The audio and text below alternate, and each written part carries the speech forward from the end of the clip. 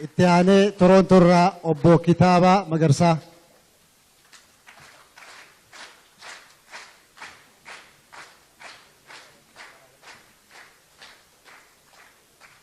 اتهاني أبو هنغا دغوما أبو هنغا دغوما نمونين بينه والدا مچاف تولما ورا هندي سكيسا إساتوك har'aantana isaan kun asirratti argamanii akka eebaan nuufanan hiree argachuu keenyaaf hedduu gammachuutu nutti dhaga'ama. Nama tokkoon ida'uu barbaada. Dubartoota keessaa nama tokko ida. Haadha Jaafar ni jirtaa? Abu Nuria asbay nubay kot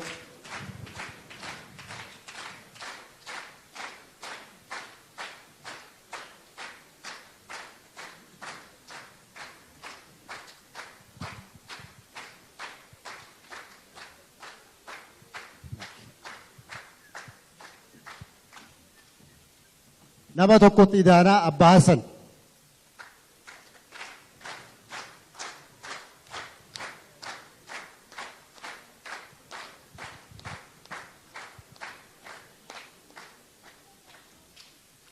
manguddoota teeyyatanatti amma heeraan itti baasuu deema.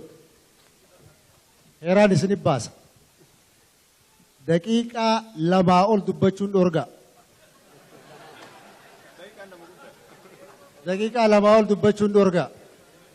Tabiraallee sheekkotiidhaa fi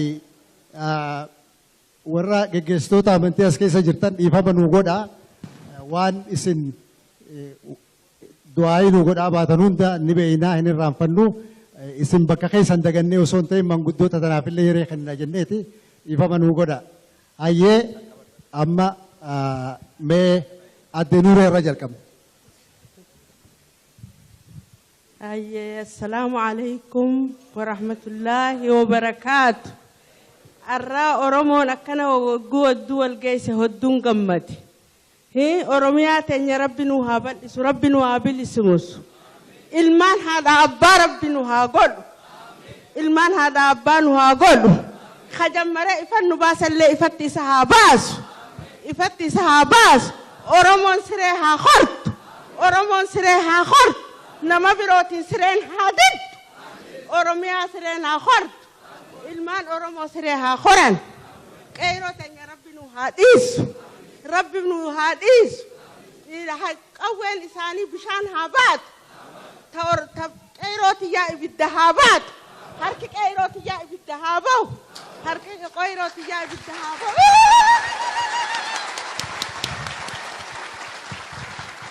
Obbo Abdulaziz. Assalaamu alaykum. Baga nagayaan dhuftan yaa ilmaan Oromoo, yaa abbootii Oromoo. يا هادوتي أرومو يا شمران يا درجي أرومو بقى ربين عمري ثنا نجيه إسن نجرسيس بقى ربين عمري ثنا نجيه إسن نجرسيس أرومون هابلسوم أرومون هابلسوم تكم ما ربين هاخن تكم ما إرّي أرومون فرت بيتو أرومون أرّو إرّي سانك أباتو بيخاني بقى ورن برسيس اللي ربي عمري سان هاد إرّيس إلمان كينيا harka kennine armaan keenya bakka nuti geenye kanaan nu haa dabarsan bilisummaan nu haa geen isaan harka kaayine bilisummaa teenya gartee isaan nu haa agarsiisan umma gartee dargaggiin biyyaan haa deemtu dargaggiin biyyaan haa deemtu manguddoon du'aa haa gootu warra gartee ilmaanit dabarfatu rabbi nu haa godhu warra wal beeku rabbi nu haa godhu ilmaan keenya rabbiin gartee laal leenca isaan haa godhu leenca rabbi isaan haa godhu darbabbi isaan darban Tigree tabiyyaa facaaftu rabbi isaan haa godhu Tigree rabbi biyyaa haa facaafu Oromoon haa bilisoomtu Oromoon haa bilisoomtu daawon Tigree Tigreen haa baatu Tigreen dhabama haa godhu Oromoon haa bilisoomtu haqa keenya rabbi nu haa deebisu haqa keenya nu harkatti haa deebisu haqa namaan barbaanne na abbaa biyyaa rabbi nu haa godhu bihaqa subhaana rabbika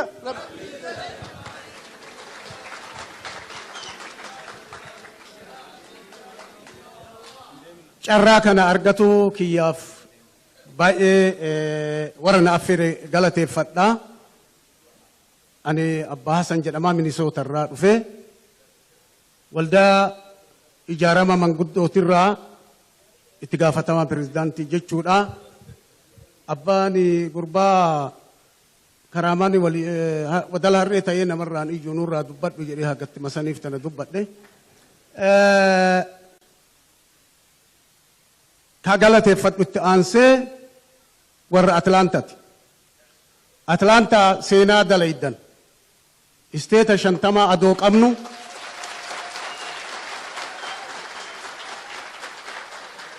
Isteetan 50 keessa Ameerikaa keessa facaanee adoo jirru akka carraa ta'ee hireen isin filatte yeroo dargaggeessa maleeyyii qaroo hayyuu dhaba'aa jirrutti yeroo namni kenna gubatee cilillee nu dhoowwatanitti yeroo namni kenna kadhatuun beeku kararratti miilaa harkaa caccabee akka kadhattuu ta'u nafseen hafillee ta'e keessatti yeroo maatiin irraa hafe manatti gadda isaaniitiin cabee kana gadatu dhabee ka qotatu dhabee hiyyummaan nutti gaaddiseessite keessatti Atlaantaan hiree godhatee kora akkanaa ka hayyoonni hundi goda yaa'an sababa qabsoon facaateen manatti galanii aadaa turan.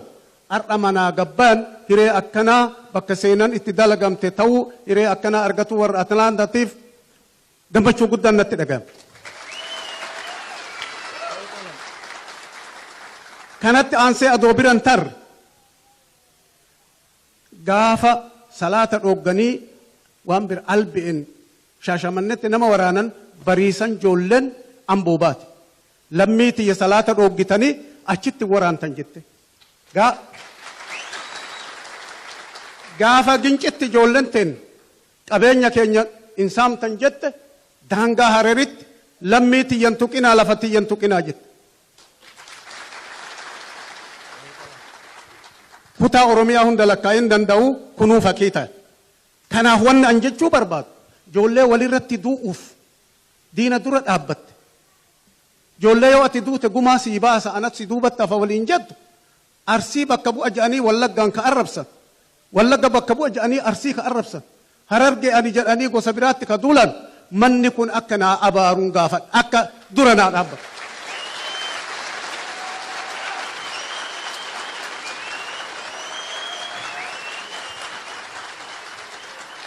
Kun ergaa diinati malee Oromoo waliin nyaapha miti.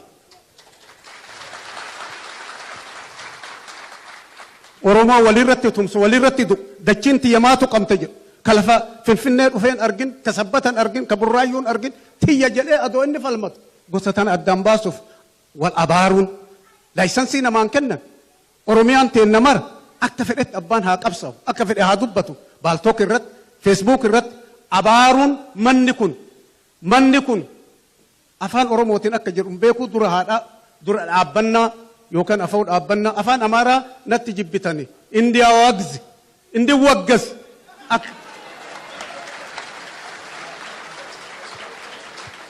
hagatti tana jedhaa hiree tana argatuuf hin gammadaa warra jaa'imara Oromoo arfan walitti fidu baatii 5 dhama'ee walitti fide keessa an tokko adoo har'a maqaan dha'uu baatanii tokkummaa har'a itti jirtan tana akka fakkiitti warra Minisootaati. Kanaaf affeeruu galateeffadhee diinni kenna haa cabu. Ableen isaan nuu qaran isaanuma haa waraantu. Diinni kun ufumaa wal haa nyaatu. Oromiyaa Rabbi haa bilisumsu. Gumaa ilmaan teennaa Rabbi haa baasu. Dhiiga firee godhatu Rabbi haa taasisu galatooma.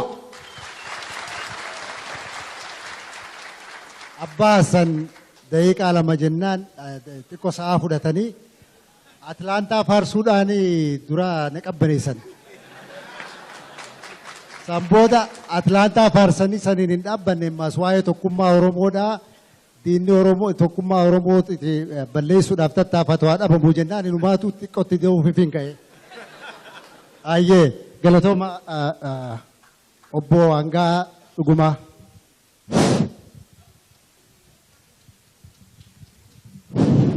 Meena of kalcha. Umaan dhageenye yoo na of kalchuu diddan deebi'een ta'a. Meena of kalcha. Ayyee amma dhagaye. Galatooma. Waggaa 58 har'a kan calqabame dubbiin kun isaan keessa ani tokko nama kaleessa dhalate sin fakkaatina.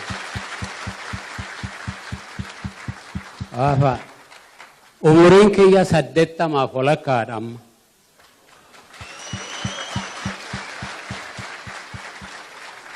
Fireeta tokko tokkotti asitti naana argane maali? Maal amma sanim deemta maa dulloomne maali hin darbitu hin duutu maali hin ciiftu jedhan. Wanaan hin deebise isinitti immoo hamma Oromiyaan bilisoomtutti ani hin du'u.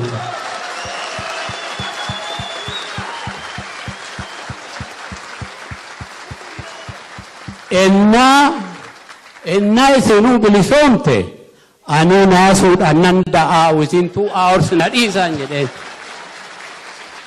Kana bari amma isatti aansee tan egaa waggaa 85 har'aa ennaa waan kana tuttuqnu kan nu sodaatee nu rakkise warruma keenya nu jalaa fixu jara kana maaloo jedhuun booma nuti ijoolleedha dhumnu somaanatti mul'atu.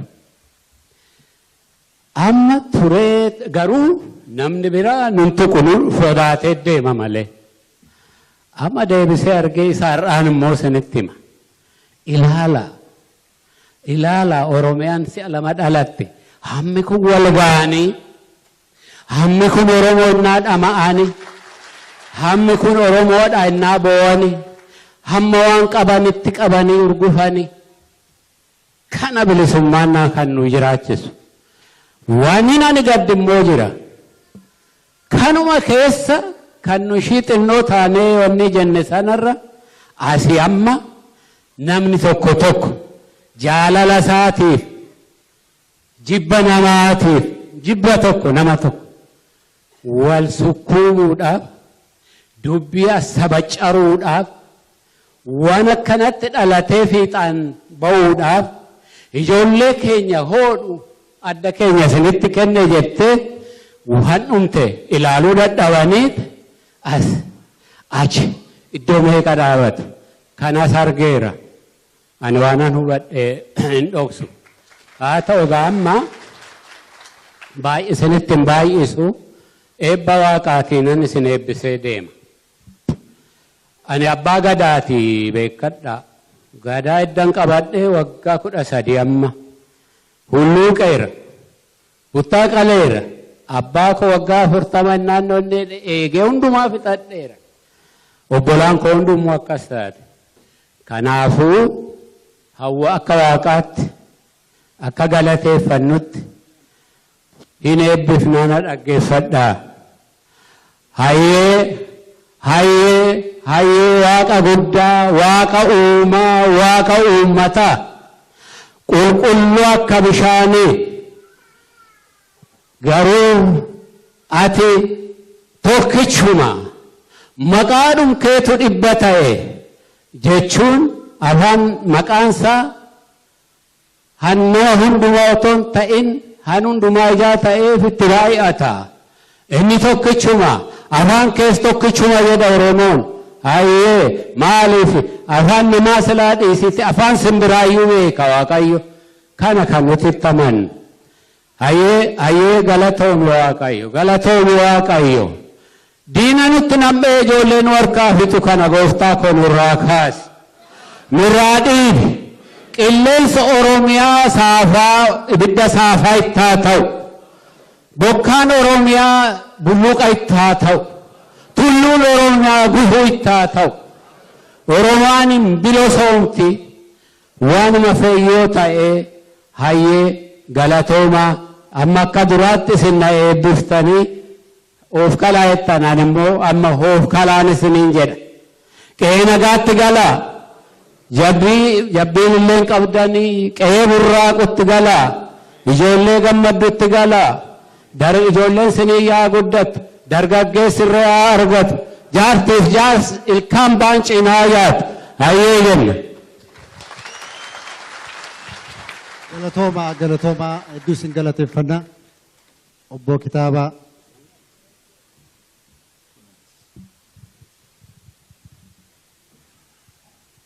Ayyee bakka Kaanadaa bu'ee akkaanii dubbadhu waan gaafatamee fi dursee warra hangafoota koo as keessa waan jiranii fi akka isaanii dhiifama godhaniin gaafadha.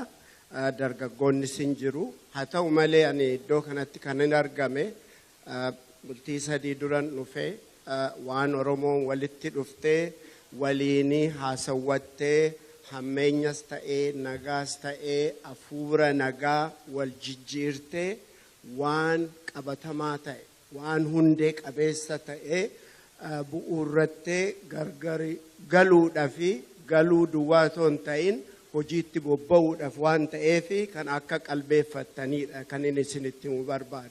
Hojiin amma calqabee hojii kana fiixan baasuu fi mana keenya haxaawwachuu nutu irra jira. Mana keenya yoo hin qulqulleessinee gadi baanee waan baay'ee hojjechuu hin dandeenyu. Kanarratti hundi keessanuu itti bobba'uutu isinirra jira. Biyya ijaaraa jirra. Ummata biyya of dandeessee walaba taatee jiraattu yookaan immoo akka fedha ishiitti ollaa ishii wajjin jiraachuu yoo fedha qabaatte kan jiraattu uumuudhaaf yookaan jaarrachuudhaaf waan itti bobbaanee jirruufi gargaarsa ummata hundaa barbaada. Ummata hunda yeroo jennu Oromoo hunda kan walitti qabamu jechaadha. Kanaaf kana jedhee warra kana qindeessan Oromoo hunda afaan adda addaa dubbachaa turanii afaan tokko dubbatanii qe'ee isaanii qulqulleeffatanii diinatti bobba'uu akka danda'anii warra nu goosisanii fi qoree kana warra qindeessite galatoomaan jedhaan. Isinis akkasuma akkanaa galateeffatan yaada bu'uuressa yaada bareedaa warra immoo kana keessa isaafe kuni seenadha. Kuni seena qabeessa hundeedha. Hundee kana keessa warra immoo hafanis boru itti deebi'anii warruma kana bu'uuressa keessatti qooda fudhatanii gara fuulduraatti akka tarkaanfachiisanii abdii guddaan qabaa waan dhaggeeffataniif galatooma. Galatooma hundi keessanuu ayyee. Amiin amiin. Amiin.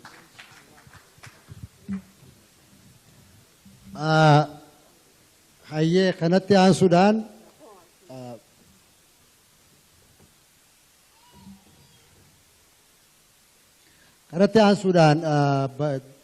dura taa'aan yookiin chairmaaniin koomunitii tokkummaa Oromoo Atlaantaadha. Obbo Khalid Yoonis akkas nu baaniin gaafadha.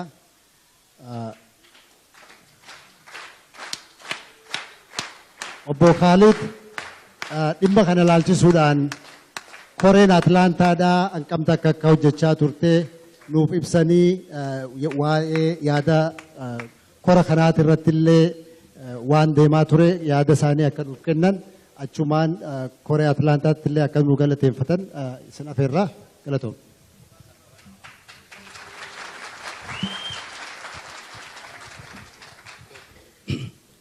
Thank you. Fayyaadaa galatoomaa hedduu dadhabbiilee ni qaba hedduun dadhabee kanumaafuu namoonni wanna kana qopheesse tolche akka bareedu haa godhe ummata North America community guutuu obboota Shiteefaa obbo Fiixaafaa cufa kaisanuu hedduu isin galateeffachaa itti aansee wanni guddaa galateeffachuu barbaadu community United Oromo Community halkanii guyyaa baatii takkaa ol irratti hojjetame wanni kun laaftuudhaan hin dhufne hirriba irra dhabaati konferensii isaanii wajjin yeroo dheertuu gisee tokko sa'a 3 sa'a 2 sa'a 4 waa godhuurraa wanni kun akka milkaa'uu goone kanumaafuu maqaa United Oromo Community of Georgia bakka inni dur turerraa amma 30 dabreerraa ka'ee sadarkaan amma inni irra jiru waan gurguddaa uummata Oromoo gammachiisaa hojjechuu keenyaaf kabajaadhaan jaalalaan warra na wajji hojjetee fi horeelee kiyya cufaa'u galateeffachuu barbaadu. Kanatti aansee warra biyya fagoo irraa dhuftan, warra Yurooppaa irraa dhuftan, warra Awustiraaliyaa irraa dhuftan, ilmaan Oromoo Ameerikaa guutuu irraa warra dhuftan hedduu galatoomaa jechaa wanni nuti hojjenne waan guddaadha. Namni Oromoo siyaasa adda addaa, yaada adda addaa qabaachaa osoo wal hin lolle, osoo wal hin amanne mana kana keessa guyyaa sadiif karaa nagayaan jaalalaan walitti bu'aa gargar ba'uu keessaniif laffaatiin teenya uummata kanatti dhageemtuu hedduun gammade.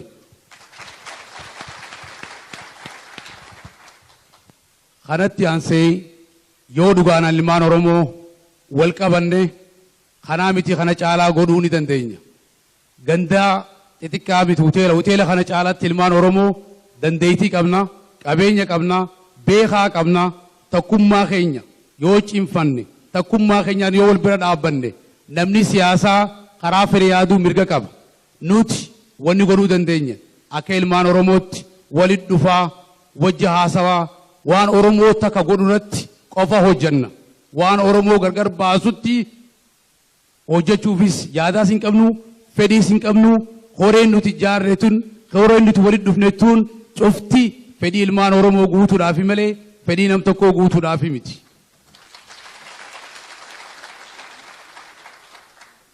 Kanumaafuu Oromoo TV, OMN, Fayyaadayaa karaa dheeraa dhuftanii nu bira dhaabbattanii wanna kan akka miidhagu godhuu keessaniin, akka miidhagu godhuu keessaniin dhugaa maqaa kiyyaa fi maqaa koree United Oromoo Community'dhaaniin ammaas galatoomaa isiniin ja'a.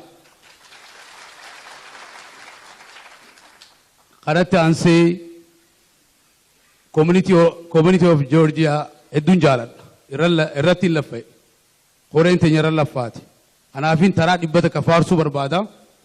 Namni biraatiis community akka keenyaa kanurra caalu kumaatamaa jira.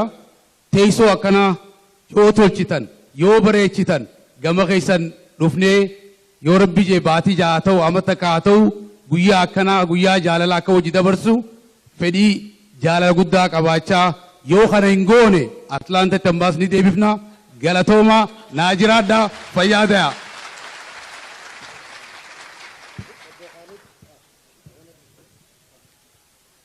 Obbo Khaalid galatoomi garuu osoo obbo Khaalid asirraan bu'in koree Atlaantaadhaa warra waan kana qopheessan hunda asirratti isin yaamuu barbaada.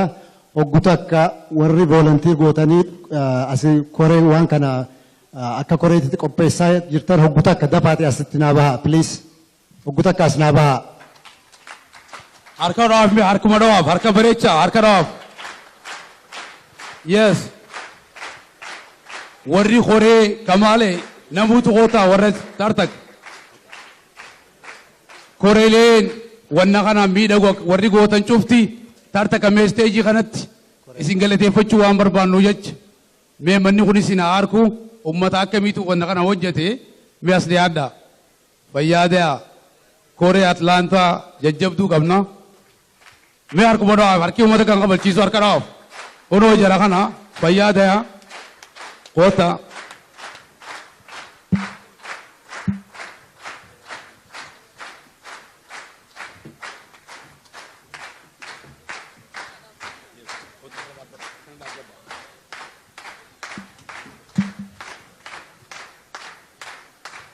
Indumne malee dhufaa jiran obsa akkasuma dhawaaf dhufu jiran yaa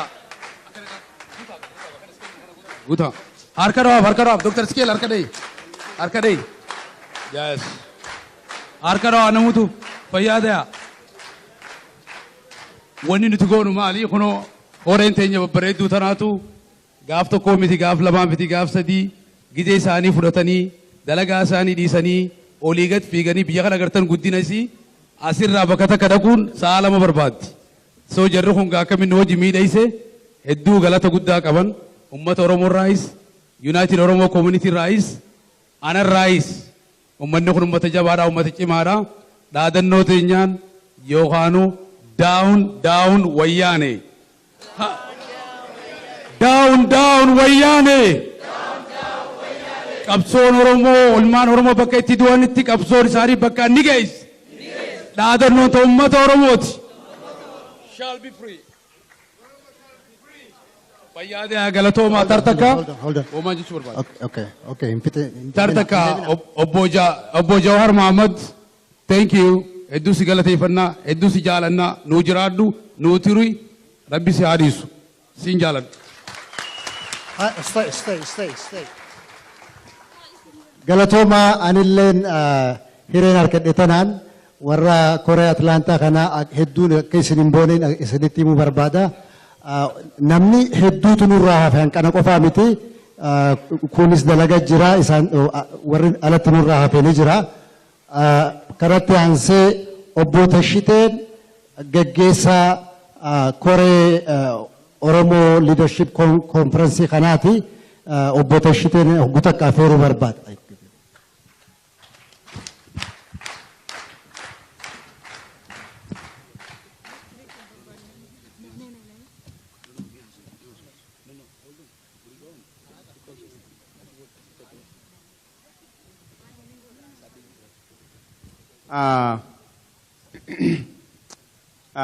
yeroo kanatti maqaa Koree Oromoo Leadership Convention magaalaa Atlaantaatitti qopheessaniin koree san bakka bu'uun keessaayyuu namoota guyyaa addaa asitti argaman kana geejjibaan nyaataan tarsiimoon bu'aa bayii adda addaa jara kenna mee yeroo tokko harkadhaa nama asii daganne dhufaa jira Dr. Abdallah Sule akkamit daganna halkanii guyyaa Dr. Abdallah please harka nu dhaafi kanaaf yeroo kanatti wanti godhuu barbaadu akka nama asirratti yeroo baay'ee waan kanarratti namoota walitti fiduun haasaa turreetitti Oromoo Community Organizationii konfiraansii kana qindeessuuf gurmaa hundinuu tartiibaan akka asirra dhufanii harka jara kanaa thank you jedhanii asirraan bu'anii akka deeman barbaada dafneetuma kunoo as taa'aatiin jirtanii tartiibaan akka dhuftan isiniin jedha please dubasiqa galatooma jechuu barbaada.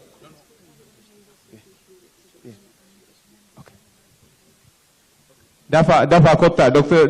Dirriba community organization hundinuu asirra kottaati thank you jedhanii galatooma isaanii jechuu barbaanna.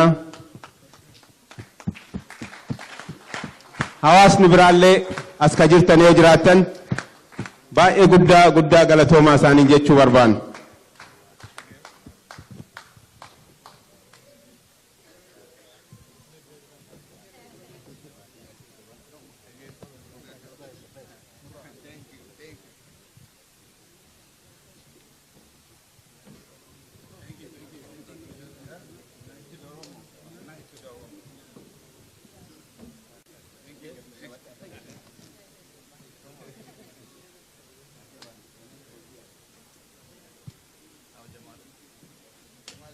Galatoma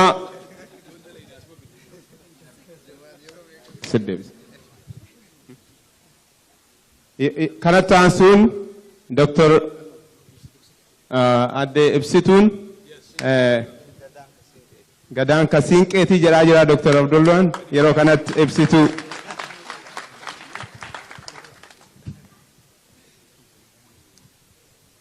Duraan dursee baga nagaan dhuftan kabajamtoota hirmaattoota Oromoo Leadership Conference akkasumas hawaasa Oromoo Atlaantaa maraaf.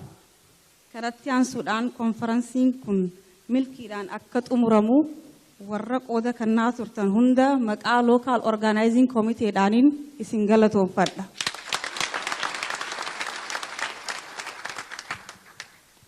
Local Organizing Committee keessaa miseensota United Oromo Community of Georgia irraa qooda kana halkanii fi guyyaa dadhabne osoo hin jenne dalagaa isaaniirraa ofii fudhatanii 24/7 warri nu bira dhaabbatan akka qooda guddaa akka irraa fudhatan akka galatoonfattaniin kabajaan isin afeera. Isaanis Dr. Nuruddin Sulee, Dr. Sintayo Badane, Fayo Ahmed, Shamitu Jamal, Saadiya, Samirtu, Aklima, Abdi Hassan, Alam Yosef, Jawar, Omar, Masfin Micheso, Gabbisa Micheso, Alibona, Aman Hullufe, Kamale, Nasir Abbagaro, Bona Deresa, Tofik Abdullah, Dr. Wako Dadacha, Khalid Yonis, the chairman, Altu Siraj, Tajir, Yusuf, Muhammad Abdosh, Galata, Akkasmat Janalle.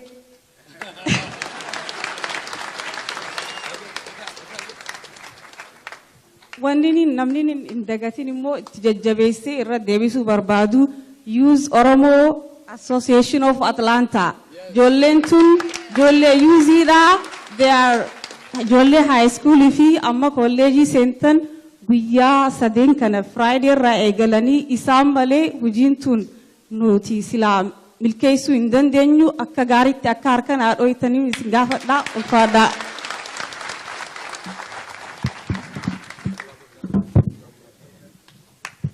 Meeshaan biraallee naftee tiishartii meeshaa OM baay'aa tiishartii koofiyyaa waa hunda qabnaa please sheek nu godhaa osoo hin baane. Tiishartii hundi keessan tiishartii bitadhaa. Tiishartiin kun haafuu hin qabu. So ani gaa waanuma tiishartii waanuma maallaqaan haasawaa tiishartii bitaa.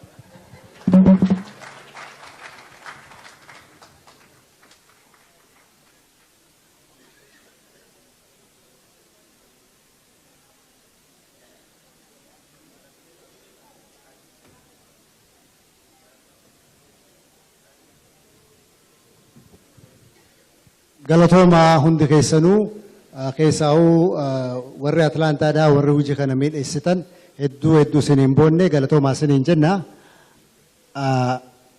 Amma kanatti aansinee akka sagantaa keenyaatitti obbo Jawaar Mahammad waan hojjetamaa ture walgahiin tunii maal fakkaachaa akka turte maaliif akka asitti walitti qabamne xiqqoo yaada ibsaa nuuf kennanii sanbooda garuu wannitu jira press statementii qophaa'eetu jira. Press statementiin kun afaan Oromootii fi afaan Ingiliishiin qophaa'ee akkasumatti isiniif dhiyaata jechuudha. Galatooma obbo Jawaar.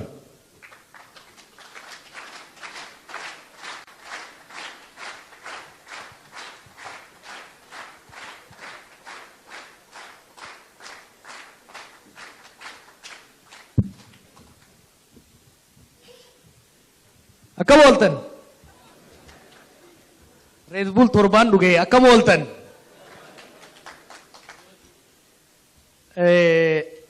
Hunda dura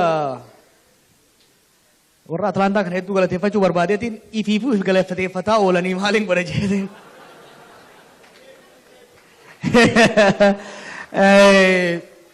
Yaadannoo takkaan isinii himuu barbaada. Kunis waggaa 3 dura yeroo duula Oromoo First jennu hoggaan as dhufetti haala ture ni beektan warri Atlaantaa. Hawaasni as jiru laaffatee qoqqoodamee jaameet hama ture. Yoo deebitanii tokko ta'uu baattan biyya kanatti hin deebi'u jeetiin dhaadadhee deeme. San qofaa miti mana ganda ollaatirraa kireeffatame tokko keessatti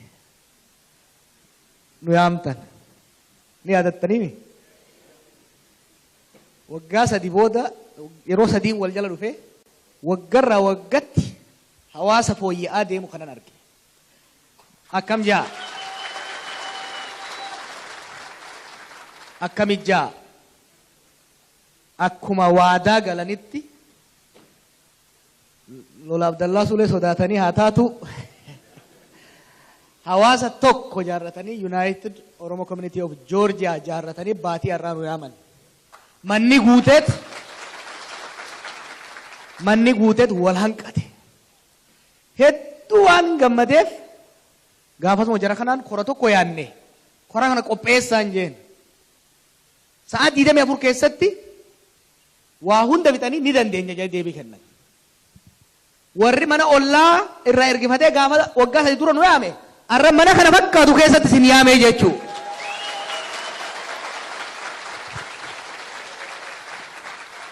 Dalagan akkana. Dalagan waadaa irbuu ummataaf galan bakkaan gahu jechuun akkana ammallee xiqqaa guddaa dhiiraa dubartii manguddoo as keessa jirtan ka hawaasa keessan faca'e jee diinni itti koblaa ture san walit deebiftanii hawaasa cimaa tokko jaartanii addunyaarraa Oromoo bifa tanaan yaammattanii itti qopheessitan ummata ajaa'ibaati ammallee horaa bulaa nu jiraadhaan jaa.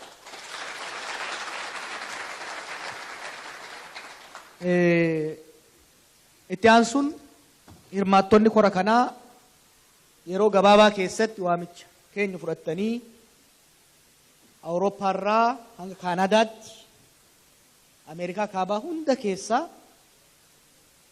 kan argamtan dhugatti galanni keessan xiqqaa miti. Maaliif yeroo wanni kun dhufu duula hamaatu diinaan oofamaa ture akkuma quba qabaddanitti namni hin dhufu jaamaa ture nama 300 yaamne 550 kan arraaf kaleefaa sanii ol illee na fakkaata namni keenya garagalee dhufe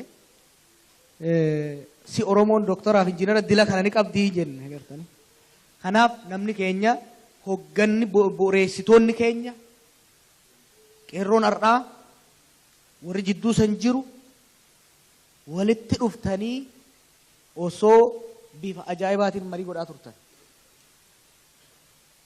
Wanni birallee yoo kaanaafu taate Oromoon caayaa takka jalatti ayidiyooloojii meeqaan dhaaba siyaasaa 9 mokkala dhufe.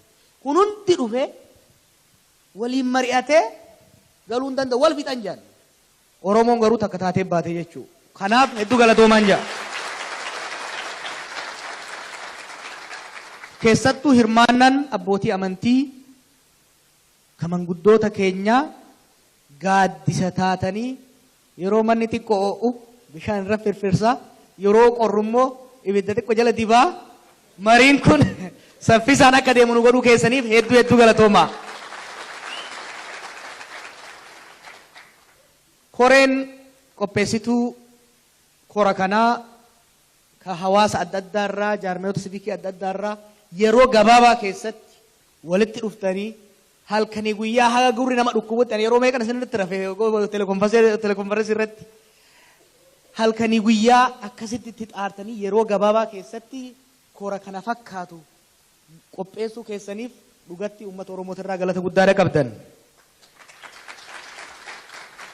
Egaa akkuma amma dura jechaa turre ajandaa 4 irratti marii gurguddaa goone. Marii kana keessaa tokko dhimma tokkummaa Oromoo gadi jabeessuu irratti mariin bal'aan godhamee jira. Kana keessaa wanni an hubadhe yaanni deddeebi'aa dhufaa ture Rabbiin waa'ini ganamumaa tokko godhee foon tokkorraa nu uumuu isaa kan mirkaneessa ture.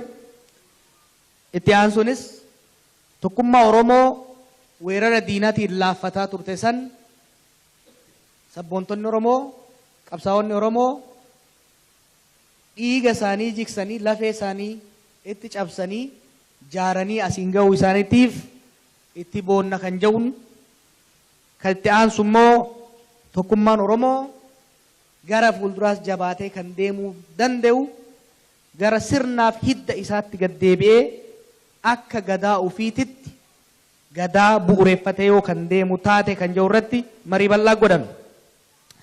Kanumaan ajandaa lammataatti katti fudhannee irratti haasayaa turre gara fuulduraa uummanni Oromoo sabni keenya bifa kamiin waliin buluu fedha? Bifa kamiin mukaa citaa wajjin buluu danda'a? Bifa kamiin haqa walii eegee kan ummata naannoo keenya ummata qofa osoo hin ta'in bosonallee dabalatee haqa walii eegee wal kabajee wal tiksee akkami jiraachuu danda'a ka jiru irratti mariin bal'aan godhamee jira. Akkasumas nuti ummata biyya alaa jirru waan taaneef gumaanni qabsoon tun nurraa eedu keessaa tokko hojii dippiloomaasiitiif advokasii yookiin immoo ummata keenyaaf fira horachuu waan taheef hagammaa hojiin hojjetamaa jiru maal fakkaata? Mudannoon jirtuu fi ciminni jiru maali? Laafina keenya akkamiin furra? Jabina keenya hoo daran akkamitti jabeessina ka jedhu irratti mariin bal'aan godhamee jira. Afraffaan nu biyya alaa jirra. Carraaqqannee dalagannee ummata keenya bira dhaabachaa jirra. Gargaarsa ummata keenyaaf goonu kana bifa daran cimeen akkamitti deemuu dandeenya kan jedhamu irratti mariin bal'aan irratti godhamee yaadni furmaataa lafa kaahamee jira. Waliigalatti dhugatti guyyoon sadeen dabre kun ummanni Oromoo, beekaan Oromoo, manguddoof dardarri Oromoo waa'ee biyya isaa irratti, waa'ee nama isaa irratti haala ilaafilaamee qabuun marii guddaa godhee yaadota ciccimoo ta'an burqisiisee deemuun akka danda'u ka itti mirkaneeffate ture. Yaadota xumuraa irra gahame akka isiniif dhiyeessan warra waan kanaaf ramadametti eegan dabarsee ibsa isinii kennanii booddee if duuba deebi'ee warra immoo hojii ramaddiin hojii itti kenname isin beeksisuuf hin ta'a. Amma gara obbo Tashitee fi Dr. Sintaayyootti deebisa. Galatooma.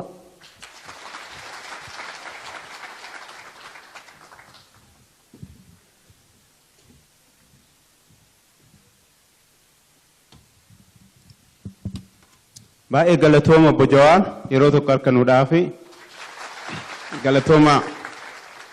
Anillee keessaayyuu keessummoon qaamonni abbootii amantii qaamonni siyaasaa hawaasa Oromoo akkasumas hawaasa badhaa keessaa ka dhuftan hundaayyuu guyyaa sadii kana uduu boqonnaa dheeraan fudhatin halkanii guyyaa haga sa'aa 10 hojjetaatiin ka turtaniin dhugamaanuu baay'ee galatoomaa isiniin jechuu barbaada. Maqaa koree waan kana qindeesseetiin galatoomaa isiniin jechuu barbaada. Yeroo kanatti aansuun qaama hawaasaa keessaa qaama bakka 3 irraa dhagahuu barbaanna yookiin ammoo recognize godhuu barbaanna. As afotti kawaamu Pastor Gammachuu Olaanaa akka as afoo dhufanii sagantaa ittaanu nu qindeessan isaan gaafadha. Waan tokko utuu sagantaa isa ittaanutti hin darbini waan tokkoon isin ibsuu barbaada. Namoota baay'eetu gaaffii qabdu waan ta'eef achirraa ergasiin isa ittaanutti darba. Loogoo walgahii kanaa irratti maal argitu? Maaltu argama? Maal argitu? Namooti baay'een maaltu irra jiraa jedhu. Maaltu irra jiraa nu jedhu. Innoo ishee akka yaada keenya iddoo tokkotti walitti qabannuuf hin barbaade.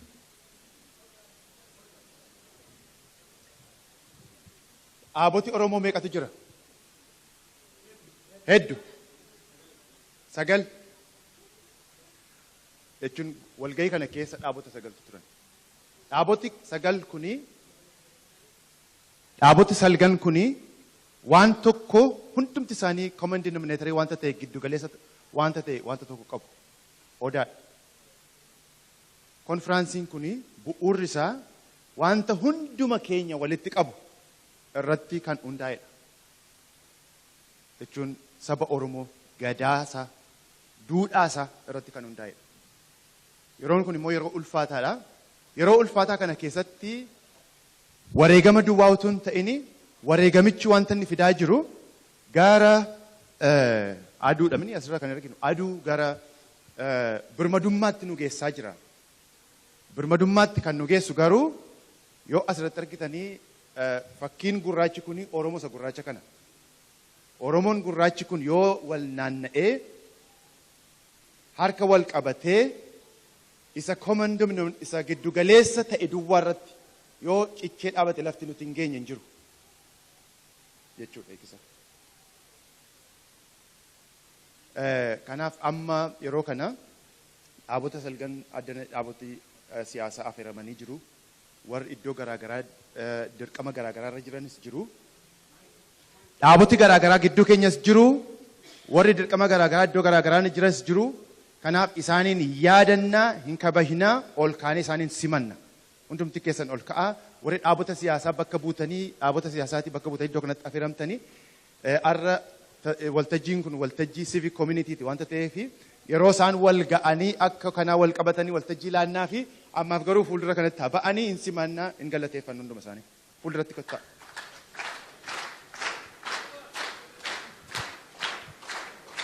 Dhaabota siyaasaa warri bakka buutanii affeeramtanii kottaatti uummata kana nagaa gaafadhaa darba.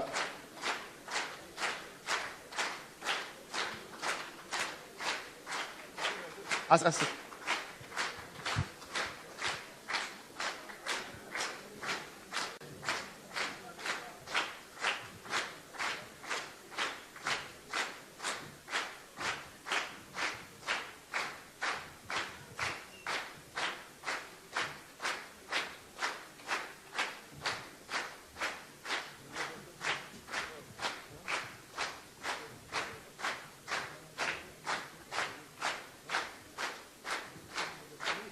Yeroo kana dhaabota siyaasaa warra addanatti argaman duwwaatu hin ta'in iddoo garaagaraa kan jiran mirgi saba Oromoodhaa iddoo isaatti akka deebi'uuf kan darbanillee kan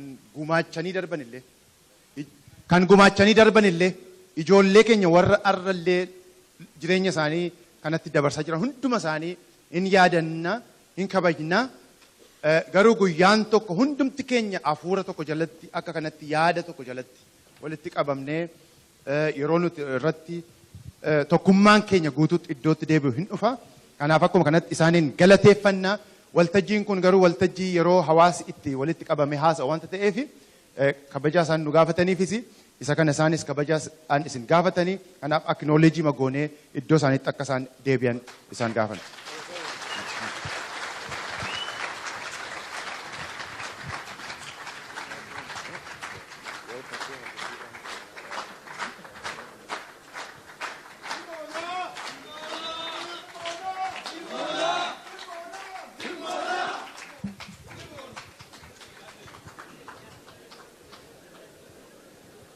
Baay'ee galatoomaa waadaa nama natti dhaamate tokko isiniif himuu barbaada. Namni yeroo baay'ee bakka Oromoon kunni namni buusee yoo jiraate piliis asii fudhadha.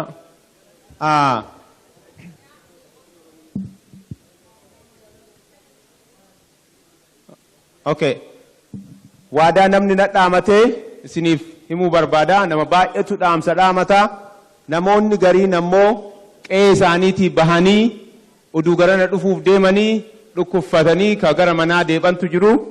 Kanaaf nama yeroo baay'ee kubbaa jalaa hin hafne bakka Oromoo walgeettutti hin hafne yeroo hundaa ijoollee isaanii guutuutti waa'ee Oromoo keessa qooda fudhatan obbo Maammaa fi Aadde Mashuun beektanii qe'ee isaaniitii bahanii deemanii Kalifoorniyaa gahanii haala dhibeetiif jecha gara qe'ee deebanii yeroo tokko harka naadhaafi. Baay'ee galatoomaa isaaniin jechuu barbaada. Bahaniitiin dhufanii deebi'uu hin dandeenye qalbiin garuu nu duukaa jiranii bakkuma jiranii. Yeroo kanatti aansuun dubartoonni keenna of gurmeessuun as keessatti argamuun qoonni isaan kennan kana jennee himuu hin dandeenyu. Kanaaf yeroo kanatti dubartoota bakka bu'uun Aadde Dunee as dhufteetiin akka mana kanaaf haasaa gabaabaa gootuu isii gaafannaa. Aadde Dunee yeroo kana asitti gootu.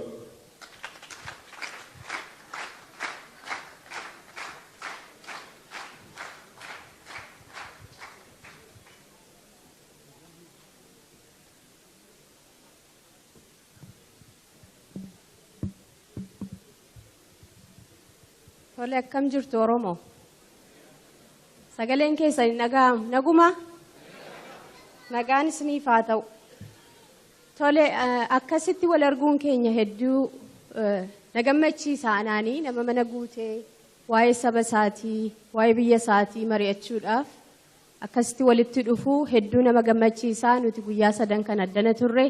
Haa ta'u iyyuu malee etuun ergaa koo hin dabarsin obboleewwan Minnesootaadhaa na wajjin dhufantu jiru.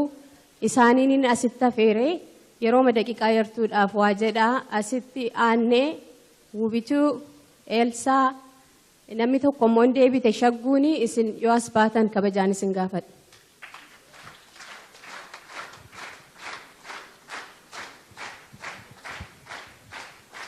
Argitaniitu namoota hedduutu asirra ture. Kophaa koo asirra dhaabachuun hin bareedu.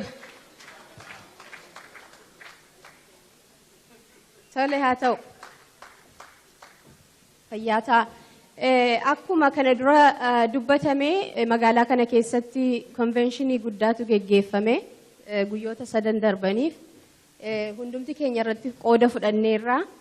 Sababii nuti konvenshinii kana irrattis qooda fudhachuu barbaanneef bu'aa isaatti waan amanneef, bu'aan isaas immoo Oromoon walitti dhufee mari'achuu isaati. Oromoon yoo walitti dhufee mari'atee ilaaf ilaameedhaan haasa'e waan hundumaadhaaf furmaata qaba.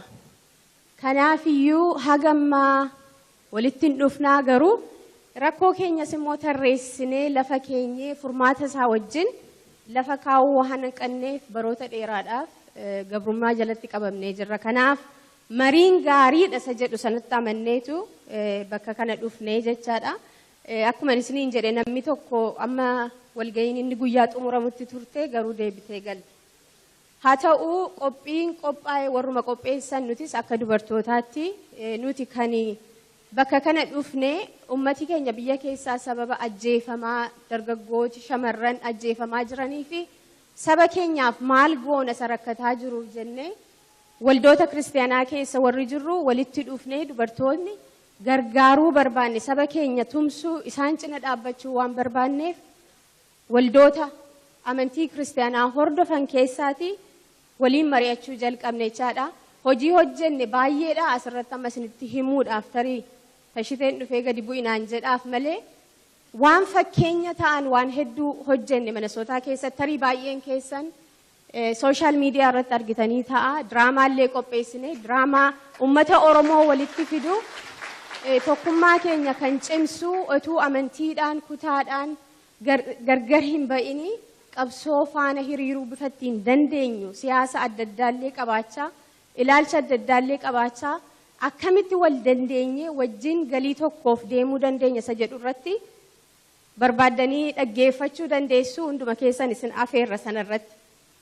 Haa ta'u gargaarsa gooneerraa uummata biyya keessaa rakkataa jiru keessaayyuu haadholii keenya as magaalaa kanallee kubbayyaa hojjisiisnee finnee hin dhumetu isin biran ga'ini garuu yeroo taanu yeroo dhufnu baay'isnee finnee dhufna akka kana namoota hedduu arginan jenne namooti warri walga'ii irra turan hin fixan. Haa ta'u bifti nuti ittiin walitti qabamne isinitti illee dhaamsa har'a dhaammachuu barbaannu bakka isaanii bu'ees warra achii nu ergates dubartootatu qabsoo Oromoo keessatti mul'inaan hojjetaa hin jiran. Kanarratti hojjechuu qabnaa jenne galii tokko nuti fudhannee kaane dubartoonni Oromoo qabsoo bilisummaa Oromoo keessatti ga'ee olaanaa qabaachuu qabu jenne itti amantuu kana. Egaa harka rukuttanii ana gammachiisuutu hin tahin hojiidhaan mul'isuu qabna. Hojiitu nu hanqate hin jenna baruma baraan dubbataa turre waa'ee dubartooti keenya gahee qabaachuu qabu. Gahee yeroon jedhu walgahii dhufnee galuu jechuu koo miti. Gahee yeroon jedhu walgahii dhufuunis barbaachisaadha. Garuu warrumti dhiiraa duwwaanii nu hoogganuudhaan hin qabani waan baay'een babbadee waan jiruuf nutis sana keessa seennee wal qixxeessinee ogummaas itti qabna. Tokkummaa Oromoos nutu fiduu danda'a. Gahee guddaa qabna. Mul'achuus qabnaa jennee baay'ee tattaafannee ammumallee tattaaffii nuti gooneen waltajjii kanarra baane salphaan turre asirra dhufuun dhugaadha. Baay'ee isaanii maqaa dha'uu nan danda'a garuu haa hafu qabsoodhaan as baane amma qabsoo gosti dubartoonni geggeessinu Oromoo taane waa'ee qabsoo bilisummaa irratti hojjenna warra dhiiraa irrattis hojjetaa jira. Kun haquma jiruudha. Isaanis baay'ee. Kanaaf ani dhaamsan isinii dhaamu ammas nuti saba bal'aadha. Saba guddaadha. Saba ulfaataa, saba jaallatamaa, saba aadaa qabu, saba seenaa qabu. Kana keessatti dubartoonni immoo harka 100 keessaa 50 ol nuti jaallannus jibbinus Waaqayyo nu baay'iseera. Kanaafuu hawaasni tokko qaama isaa walakkaa ol dagatee ani beeku manaa ba'ee galuunuu hin danda'ama. Qabsoo bilisummaadhaan milkeessuu dhiisaatii manaa bahanii bakka tokko dhaqanii mana fiddee deebi'uun baay'ee rakkisaa ta'a. Kanaaf warri dhiiraa sitti yaada haadha manaa keessan mana keessanii hin dhufinaa. Wal cinaa bareeddu obbolaa keessan dhiistanii hin dhufinaa. Maaliif eewutu isheedhaan mana eegi jedhe.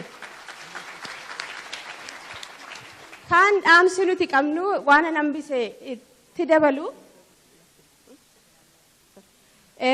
Akka ummataatti akka nama tokkoottis akka dubartootaattis dhaamsin isinitti dhaammachuu barbaadu.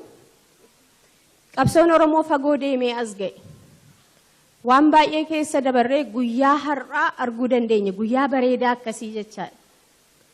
Guyyaan bareedaan kun akkasumaan hin dhufne. Jawaar kaaseera sila. Namoota baay'eetu, beektota baay'eetu, hooggantoota baay'eetu itti wareegame. Uummata baay'eetu qe'ee isaarraatti ajjeefame.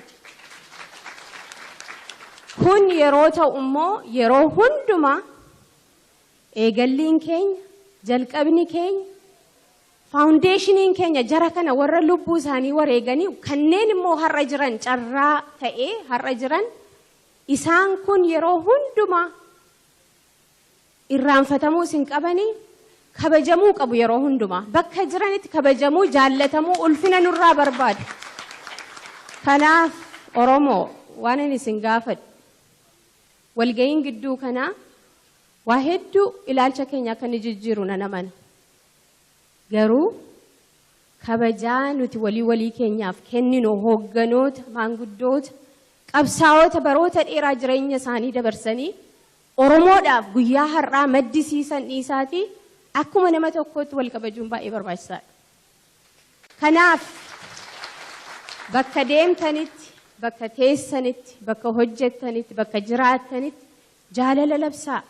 Namoota hamaa dubbatan, namoota nama arrabsan yoo sooshaal miidiyaa irraa, feesbuukii irraa illee fira hiriyyaa qabaanne baasaa maaliif hedduu nu summeessanii walitti nu naqu waan ta'eef as a friend qabaachuun nurra hin jiru warra akkasii keessaa black godhaa baasaa. Kanaaf kana booda ani waadaa akka walii gallu kanan barbaadu nagaa halabsinu, jaalala halabsinu.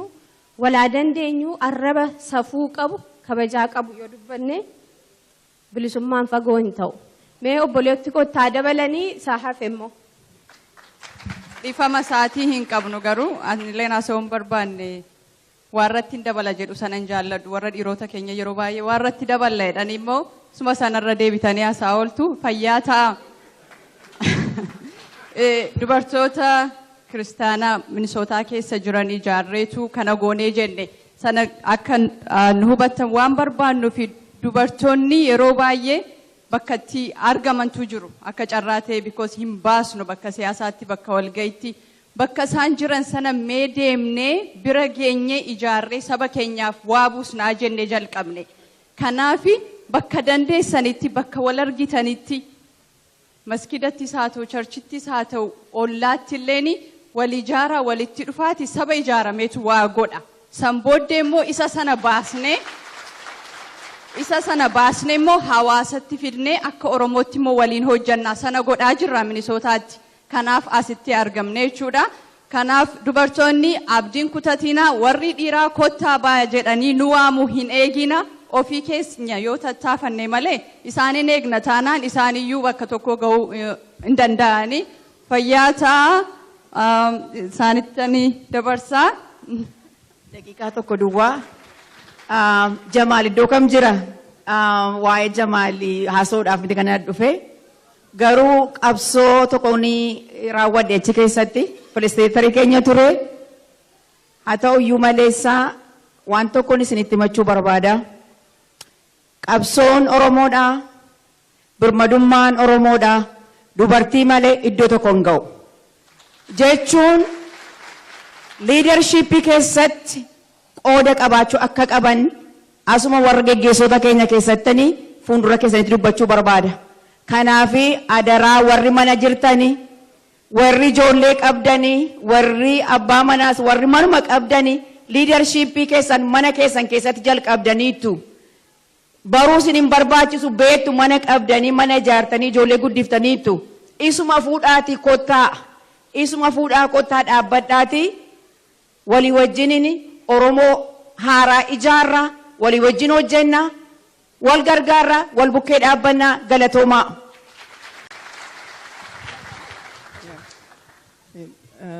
Waaqayyo sinaa eebbisu hunduma keessanii carraa kan argachuuf immoo Waaqayyoon baay'iseen galateeffadha. Waan lama duwwaan dubbadha. Tokkoffaa obboleettiin keenya Duneen maqaa dhoofteetti abboota keenya warra kanaan dura bu'uura wal'aansoo Oromoo ka'anii hin irraanfannu. Har'a abbaa keenya nu gidduutti arguu kootii fi waggaa 58 fuuldura kan jalqaban. An baay'ee natti dhaga'ame. Baay'een Waaqayyoon galateeffadha. Waaqayyoon mayyuu kaayyoo isaanii, hawwii isaanii bakka naga'uuf bilisummaa Oromoo utuu hin argin akka isaan hin duune Waaqayyo isaan gargaaru. Dabalee immoo jecha Afrikaa keessaa tokkummaan humnaa jedha. Tokkummaan keenya akkamittiin dhaabna? Warra kaan arcaasaa obbiraa hambisaa hammi tokko kaanee tokko taana yoo jennee fi tokko ta'uun hin jiru. Sababiin isaa qaami tokko ala yoo jiraateef. Tokkummaan hunduma hammata. Tokkummaan hunduma hammata. Kanaafi tokkummaa eessaa kaafnee jalqabnu isa jedhu irratti haxiyyeeffannu utuu warra duraan hambisin, warra gidduutu hambisin, warra ammaa utuu hambisin, xinnaa guddaa ijoollee dargaggoota, daa'imoota, dubartoota utuu hambisin tokko akka taanuuf Waaqayyo hunduma keenya haa gargaaru. Tokko yoo taane garuu hinuma moona. Namni tokko ta'ee hinuma mo'a. Sagalee Waaqayyoo keessaallee maal jedhaa? Mootummaan walii hin galle dhaabachuu hin danda'u. Dhaabachuu hin danda'u jedha. Kanaaf tokko yoo taaneef biyyi kan keenya, bilisummaan kan keenya. Waaqayyo hunduma keenya tokko haa godhu. Maqaa Waaqayyoo. Baay'ee galatoomaa jennaani yeroo kanatti yeroo akkasitti bareennee teennu qabsoon keenya sadarkaa kana ga'u waa malee miti.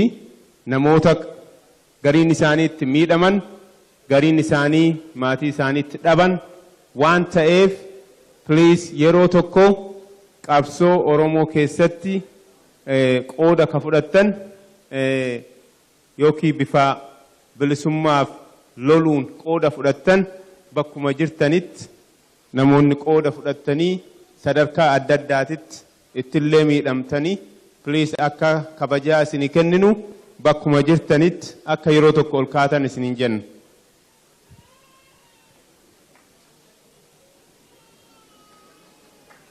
Please yeroo tokko harka dhaafi please harka dhaafi laala harka dhaafi.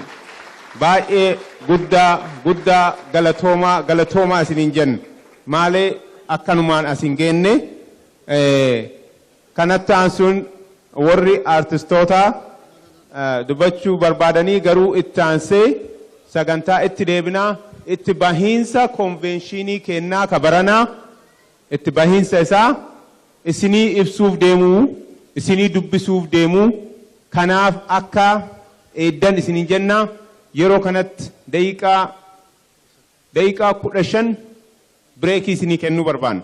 Daqiiqaa 15 namoota siikweensiin dubbatan baay'eetu jira. Daqiiqaa 15 kanatti tiishertii akkasumas yoo daallee fudhachuu barbaaddan akka daqiiqaa 15 gargaaramtanii bakkuma amma teettanitti akka deebitan isiniin jenna.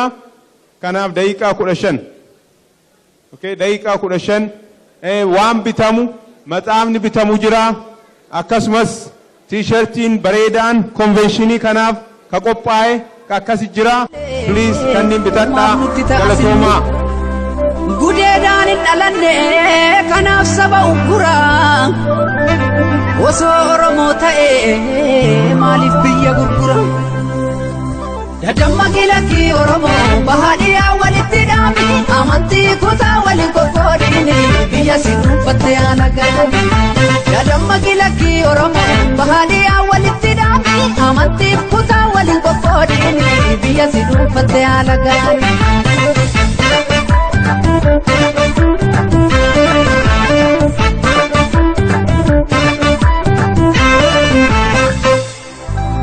Oromia biyya koo meeqa siif bitimame dhiigaan si tiksuuf jecha meeqa bahee dhabame seenaa guddaan daganne sirraa qaamna finfinne kanaaf garaan keenya yoomuu kan sin daganne dachee seena qabeetti yaada gootota kuma bara dheeraaf kabajaan jiraattee bara diinni si murgitu guddataa arraddoo uumaaf diinaan dhuunfatama.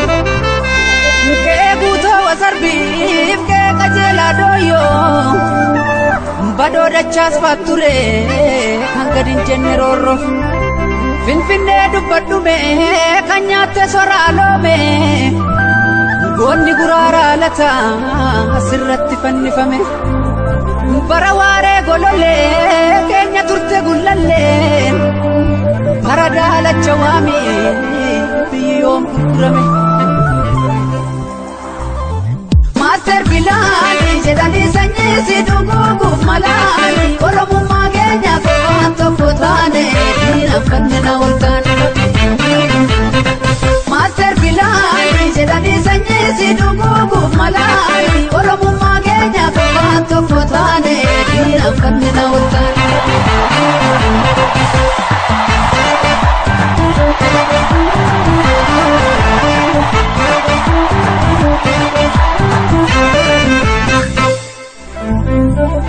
Dukasa bombi haleli bigemi ariye kuma kabu ubatin debiu yomu jajabe kalmata fi murata jabata bonni base kotuma tubeka wololtuf gantuf abura sabasi undusuma ega mati beekti gadeen lafa dhiirri hoolu akka goonna jeese foon allaatti sooru akkasuma jedhe mati beekti gadeen lafa dhiirri hoolu akka goonna jeese foon allaatti sooru rajjedhu qalbiina kee garaanaa fibee jaarraa tokkon caalu jabaadhu yaa wabooboota biyyaaf lolu karaa natti deemtu milkiinsiif haa tolu beelaaf dheebuun argiin ganamaa galgala jabaatu moota ajjeesii sooratu bineensa gaggala qabeenyi biyya kee hundumtuu siif sifa jabaadhu qeerransoo fuuldurri kee ifa. Absoon diddaa gabrummaatti dhufa injifannoon dhiigaan ni dhufa fuulee jaallan dhiigaan tattaraaraan galmaan ni geenya. Miniliki garuu qaamne yeroo wayyaanee diriiraan biyya keenya hin saamsitu faayida Itoophiyaa wajjin ijaaramte afaan qawween jillee Oromiyaa walabaan ni ijaarra gaachanni saba Oromoo wamoonaa jiraatu akka Oromiyaa fi Oromoo falma hin lakkifnu beelaaf deemuuf hin jilbeeffannu uumaa barataa Oromoo ni baasna alaabaa keenyaan dura Oromiyaa Finfinnee irra ni mirmirsiifna injifannoon uummata Oromoo.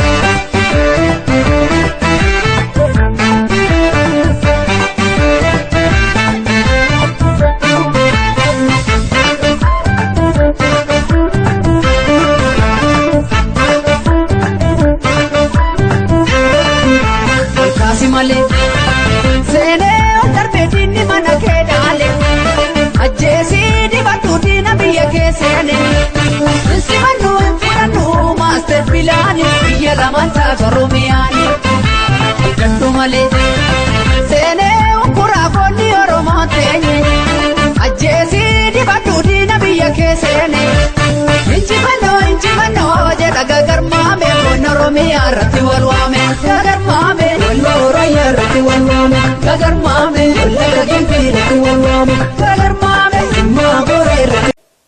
Gaafasuma jara kanaan kora tokko yaanne kora kana qopheessaan jeen sa'a 24 keessatti waa hunda bitanii ni dandeenya jedhee deebii kennan. Warri mana ollaa irraa ergifatee gaafa waggaa 3 dura nu yaame arra mana kana fakkaatu keessatti sin yaame jechuudha.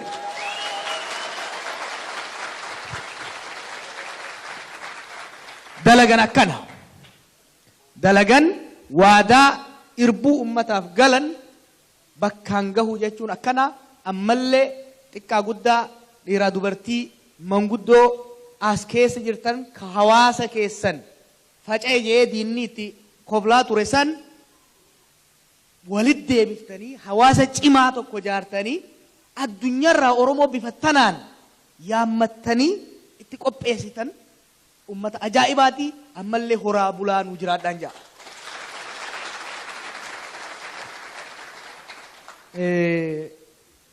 Itti aansuun hirmaattonni kora kanaa yeroo gabaabaa keessatti waamicha keenya fudhattanii Awurooppaarraa hanga Kaanaadaatti Ameerikaa kaabaa hunda keessaa kan argamtan dhugatti galanni keessan xiqqaa miti. Maaliif yeroo wanni kun dhufu duula hamaatu diinaan oofamaa ture akkuma quba qabaddanitti namni hin dhufu jaamaa ture nama 300 yaamne 550 har'aaf kaleefaa sanii olillee na fakkaata namni keenya garagalee dhufe si Oromoon dooktoraaf injiinara dila kana ni qabdii jenne agartanii kanaaf namni keenya hogganni boreessitoonni keenya qeerroon har'aa warri jidduu san jiru walitti dhuftanii osoo bifa ajaa'ibaatiin marii godhaa turtan. Wanni birallee yoo kaanaafu taate Oromoon caayaa takka jalatti ayidiyooloojii meeqaan dhaaba siyaasaa 9 mookkala dhufe. Kun hundi dhufe waliin mari'atee galuu hin danda'u wal fixan jaan. Oromoon garuu takka taatee baatee jechuudha. Kanaaf hedduu galatoomaan jaa. Keessattuu hirmaannaan abbootii amantii ka manguddoota keenyaa gaaddisa taatanii yeroo manni xiqqoo oo'u bishaan irra firfirsaa yeroo qorrummoo ibidda xiqqoo jala dibaa mariin kun saffisaan akka deemu nu godhuu keessaniif hedduu galatoomaa. Koreen qopheessituu kora kanaa ka hawaasa adda addaa irraa jaarmiyoota siviikii adda addaa irraa yeroo gabaabaa keessatti walitti dhuftanii halkanii guyyaa haga gurri nama dhukkubutti yeroo meeqan isinirratti rafee telekonferensii irratti halkanii guyyaa akkasitti itti xaartanii yeroo gabaabaa keessatti kora kana fakkaatu qopheessuu keessaniif dhugatti uummata Oromoota irraa galata guddaa qabdan. Egaa akkuma amma dura jechaa turre ajandaa 4 irratti marii gurguddaa goone. Marii kana keessaa tokko dhimma tokkummaa Oromoo gadi jabeessuu irratti mariin bal'aan godhamee jira. Kana keessaa wanni an hubadhe yaanni deddeebi'aa dhufaa ture Rabbiin waa'ini ganamumaa tokko godhee foon tokkorraa nu uumuu isaa kan mirkaneessa ture. Itti aansuunis tokkummaa Oromoo weerara diinaatiin laaffataa turte san sabboontonni Oromoo qabsaa'onni Oromoo dhiiga isaanii jiksanii lafee isaanii itti cabsanii jaaranii asiin ga'uu isaaniitiif itti boonna kan jedhuun kan itti aansu immoo tokkummaan Oromoo gara fuulduraas jabaatee kan deemuu danda'u gara sirnaaf hidda isaatti gaddeebi'ee akka gadaa ofiititti gadaa bu'uureeffatee yoo kan deemu taate kan jedhu irratti marii bal'aa godhan. Kanumaan ajandaa lammataatti kan fudhannee irratti haasayaa turre gara fuulduraa uummanni Oromoo sabni keenya bifa kamiin waliin buluu fedha? Bifa kamiin mukaa citaa wajjin buluu danda'a? Bifa kamiin haqa walii eegee kan uummata naannoo keenya uummata qofa osoo hin ta'in bosonallee dabalatee haqa walii eegee wal kabajee wal tiksee akkamitti jiraachuu danda'a ka jedhu irratti mariin bal'aan godhamee jira. Akkasumas nuti uummata biyya alaa jirru waan taaneef gumaanni qabsoon tun nurraa eedu keessaa tokko hojii dippiloomaasiitiif advokasii yookiin immoo uummata keenyaaf fira horachuu waan ta'eef haga ammaa hojiin hojjetamaa jiru maal fakkaata? Mudannoon jirtuu fi ciminni jiru maali? Laafina keenya akkamiin furra? Jabina keenya hoo daran akkamitti jabeessina ka jedhu irratti mariin bal'aan godhamee jira. Afraffaan nu biyya alaa jirra. Carraaqqannee dalagannee uummata keenya bira dhaabachaa jirra. Gargaarsa uummata keenyaaf goonu kana bifa daran cimeen akkamitti deemuu dandeenya kan jedhamu irratti mariin bal'aan irratti godhamee yaadni furmaataa lafa kaahamee jira.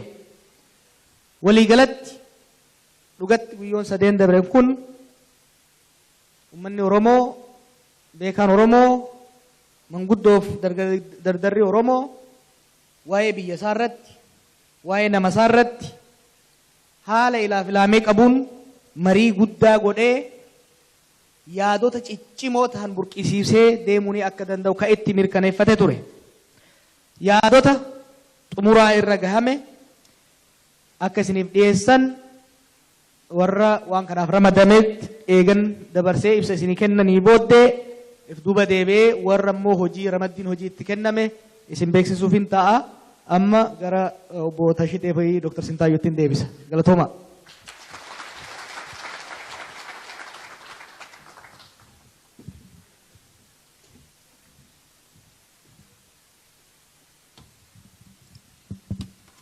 Baay'ee galatooma obbo Jawaar yeroo tokko harka nuudhaaf galatooma. Anillee keessaayyuu keessummoon qaamonni abbootii amantii qaamonni siyaasaa hawaasa Oromoo akkasumas hawaasa badhaa keessaa kan dhuftan hundaayyuu guyyaa sadii kana uduu boqonnaa dheeraan fudhatin halkanii guyyaa haga sa'aa 10 hojjetaatiin ka turtaniin dhugamaanuu baay'ee galatoomaa isiniin jechuu barbaada. Maqaa koree waan kana qindeesseetiin galatoomaa isiniin jechuu barbaada.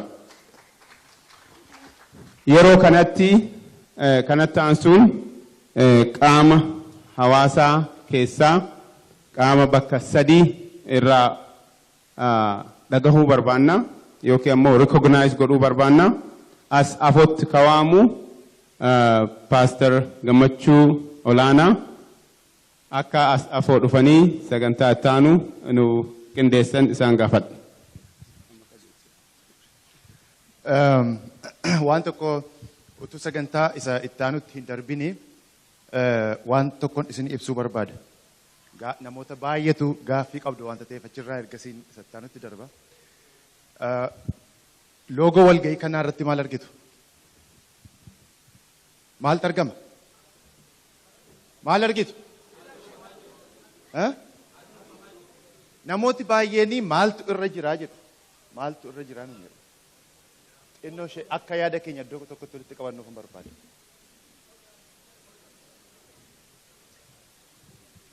Dhaaboti Oromoo meeqatu jira?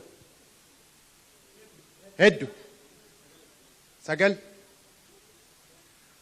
Jechuun walgahii kana keessa dhaabota 9tu turan. Dhaaboti leadership conference kanaati obbo Tashiteen hogguta qaafeeru barbaada.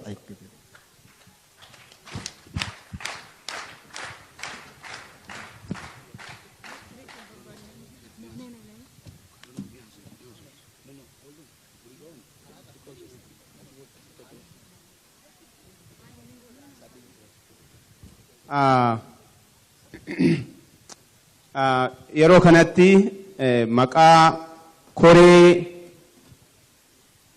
Oromo Leadership Convention magaalaa Atlaantaatitti qopheessaniin koree san bakka bu'uun keessaayyuu namoota guyyaa addaa asitti argaman kana geejjibaan, nyaataan, tarsiimoon, bu'aa bayii adda addaa jara kenna. Mee yeroo tokko harkadhaa nama asii daganne dhufaa jira. Dr. Abdallah Sule akkamitti daganna halkanii guyyaa Dr. Abdallah please harka nu dhaafi. Kanaaf yeroo kanatti wanti godhuu barbaadu akka nama asirratti yeroo baay'ee waan kanarratti namoota walitti fiduun haasaa turreetitti Oromoo Community Organizationii konfiraansii kana qindeessuuf gurmaa hundinuu tartiibaan akka asirra dhufanii harka jara kanaa thank you jedhanii asirraan bu'anii akka deeman barbaada. Dafneetuma kunoo as taa'aatiin jirtanii tartiibaan akka dhuftan isiniin jedha. Please duuba siqaa galatoomaa jechuu barbaada.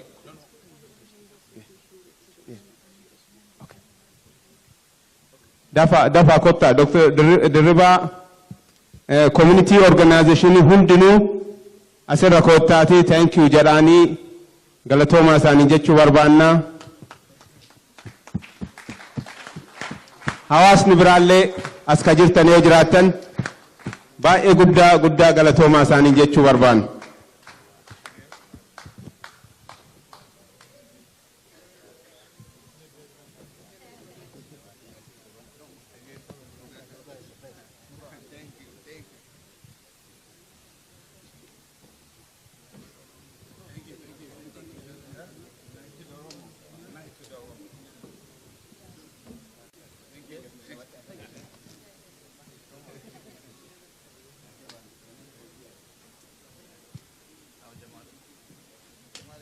Galatoma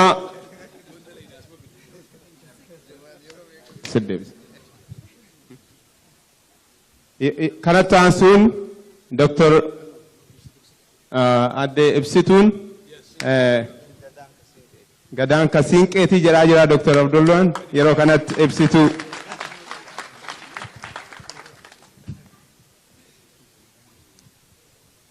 Duraan dursee baga nagaan dhuftan kabajamtoota hirmaattoota Oromoo Leadership Conference akkasumas hawaasa Oromoo Atlaantaa maraaf.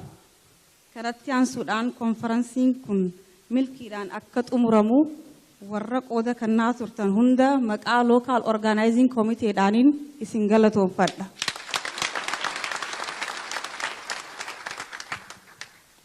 Local Organizing Committee keessaa miseensota United Oromo Community of Georgia irraa qooda kana halkanii fi guyyaa dadhabne osoo hin jenne dalagaa isaaniirraa ofii fudhatanii 24/7 warri nu bira dhaabbatan akka qooda guddaa akka irraa fudhatan akka galatoonfattaniin kabajaan isin afeera.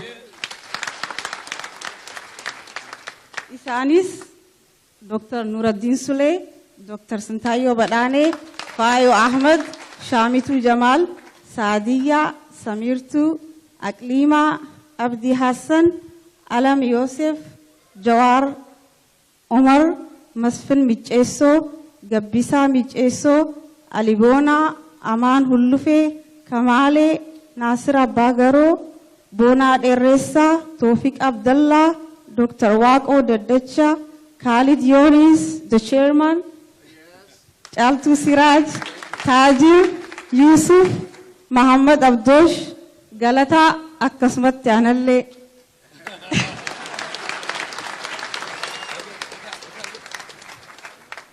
Wanni namni hin dagatin immoo itti jajjabeessee irra deebisuu barbaadu Youth Oromo Association of Atlanta. Ijoolleen tun ijoollee yuuziidha.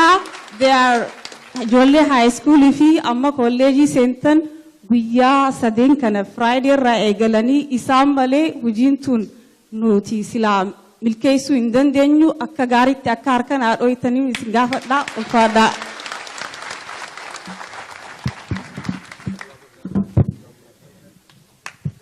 Meeshaan biraallee naftee tiishartii meeshaa OM baay'aa tiishartii koofiyyaa waa hunda qabnaa please sheek nu godhaa osoo hin baane. Tiishartii hundi keessan tiishartii bitadhaa. Tiishartiin kun haafuu hin qabu. So ani gaa waanuma tiishartii waanuma maallaqaan haasawaa tiishartii bitaa.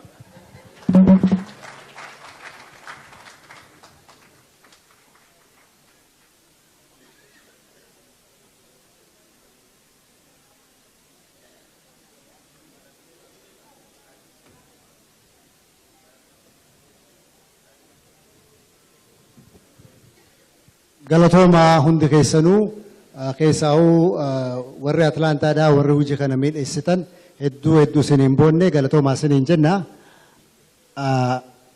Amma kanatti aansinee akka sagantaa keenyaatitti obbo Jawaar Mahammad waan hojjetamaa ture walgahiin tunii maal fakkaachaa akka turte maaliif akkasitti walitti qabamne xiqqoo yaada ibsaa nuuf kennanii sanbooda garuu wannitu jira press statementii qophaa'eetu jira. Press statementiin kun afaan Oromootii fi afaan Ingiliishiin qophaa'ee akkasumatti isiniif dhiyaata jechuudha. Galatoomaa. Obbo Jawaar.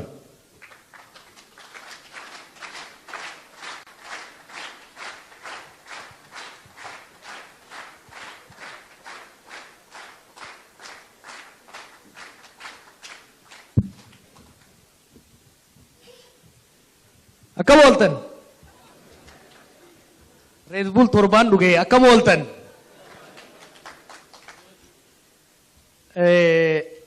Hunda dura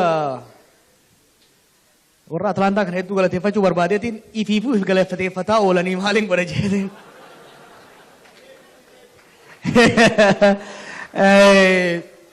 Yaadannoo takkan isin himuu barbaada. Kunis waggaa 3 dura yeroo duula Oromoo First jennu hoggaan as dhufetti haala ture ni beektan warri Atlaantaa. Hawaasni as jiru laaffatee qoqqoodamee jaameet hama ture. Yoo deebitanii tokko ta'uu baattan biyya kanatti hin deebi'u jeetiin dhaadadhee deeme. San qofaa miti mana ganda ollaatirraa kireeffatame tokko keessatti nu yaamtan. Ni yaadattanii? Waggaa 3 booda yeroo 3 wal jala dhufe waggarraa waggatti hawaasa fooyya'aa deemu kanan arge. Akkam jaa? Akkamijjaa? Akkuma waadaa galanitti Lola Abdallaa Sulee sodaatanii haa taatu hawaasa tokko jaarratanii United Oromo Community of Georgia jaarratanii baatii har'aa nu yaaman. Manni guuteet wal hanqate. Hedduu waan gammadeef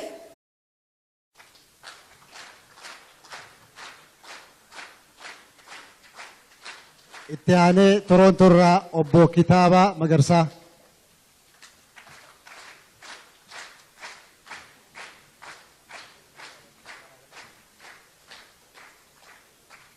Itti aanee obbo Hangaa'aa Dhugumaa.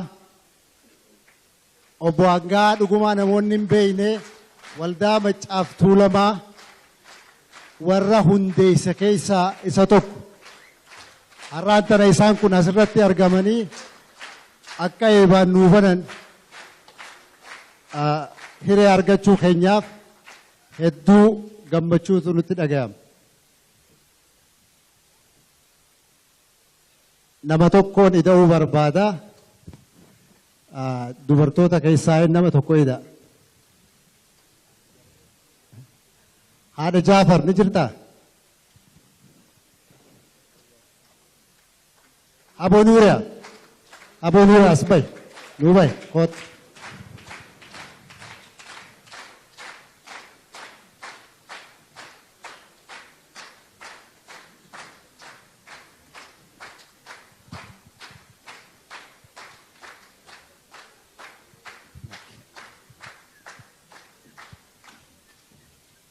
Nama tokkotti idaanaa Abbaa Hassan.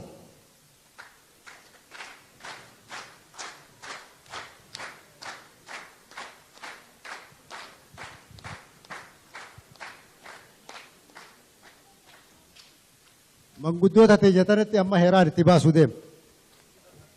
Heeraan isinif baasa.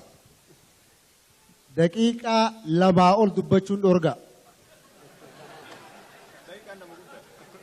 Daqiiqaa 2 ol dubbachuun dhorga.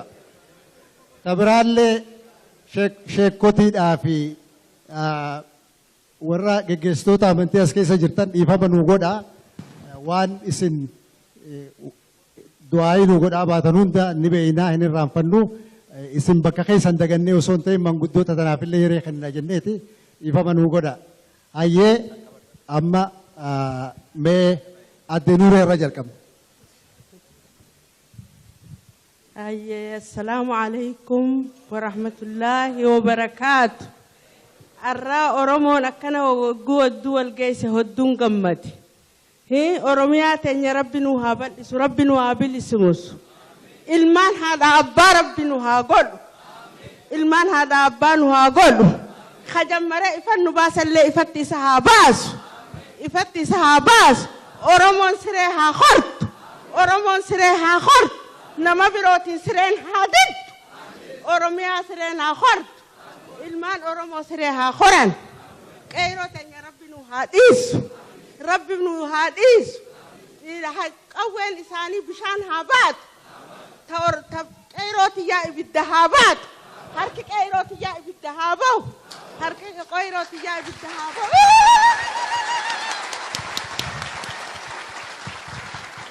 Obbo Abdulaziz. Assalaamu alaikum. Baga nagayaan dhuftan. Yaa ilmaan Oromoo, yaa abbootii Oromoo, yaa haadhotii Oromoo, yaa shamarran, yaa dargaggii Oromoo, baga Rabbiin umrii tanaan nagahee isin agarsiise. Baga Rabbiin umrii tanaan nagahee isin agarsiise. Oromoon haa bilisoomtu. Oromoon haa bilisoomtu.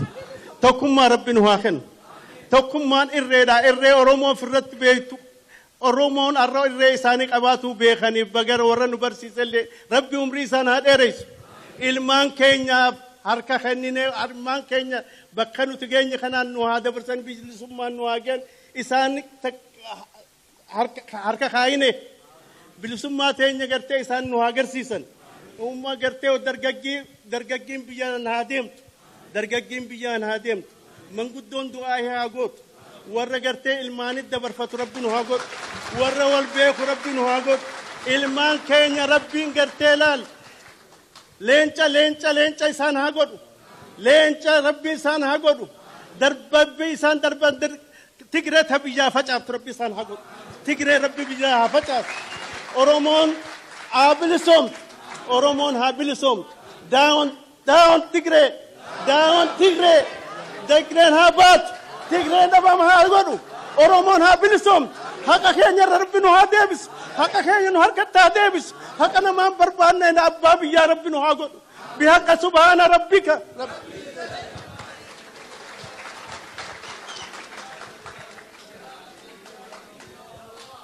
Carraa kana argatu kiyyaaf baay'ee warra na affeere galateeffadha.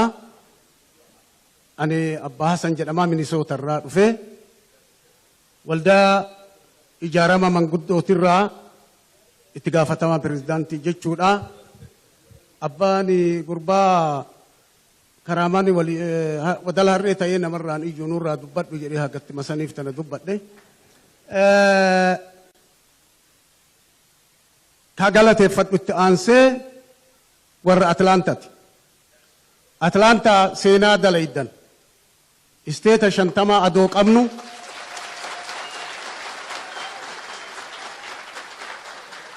Isteettan 50 keessa Ameerikaa keessa facaanee adoo jirru akka carraa ta'ee hireen isin filattee yeroo dargaggeessa maleeyyii qaroo hayyuu dhaba'aa jirrutti yeroo namni keenya gubatee cilillee nu dhoowwatanitti yeroo namni keenya kadhatuun beeku kararratti miilaa harkaa caccabee akka kadhattuu ta'u nafsi hin hafillee ta'e keessatti yeroo maatiin irraa hafe manatti gadda isaanittiin cabee kana gadatu dhabee ka qotatu dhabee hiyyummaan nutti gaaddiseessite keessatti Atlaantaan hiree godhatee kora akkanaa ka hayyoonni hundi godaa yaa'an sababa qabsoon facaateen manatti galanii aadaa turan. Har'a manaa gabbaan hiree akkanaa bakka seenan itti dalagamte ta'uu hiree akkanaa argatu warra Atlaantaatiif gammachuu guddaan natti dhaga'ama. Kanatti aansee adoo biran tar gaafa salaata dhoogganii waan bir albi'in shaashamannetti nama waraanan bariisan joolleen amboo baate lammii tiyya salaata dhooggitanii achitti waraantan jette. Gaafa gincitti ijoolleen teen qabeenya keenya insaamtan jette daangaa Hararitti lammii tiyyan tuqinaa lafa tiyyan tuqinaa jette. Kutaa Oromiyaa hunda lakkaa'in danda'u kunuu fakkii ta'e. Kanaaf wanni an jechuu barbaadu ijoollee walirratti du'uuf diina dura dhaabbatte Joollee yoo ati duute gumaa sii baasa anat si duubatti hafa waliin jettu arsii bakka bu'a jedhanii wallaggaan ka arrabsan wallagga bakka bu'a jedhanii arsii ka arrabsan harargee ani jedhanii gosa biraatti ka duulan manni kun akka naa abaaruun gaafadha akka dura naa dhaabbata.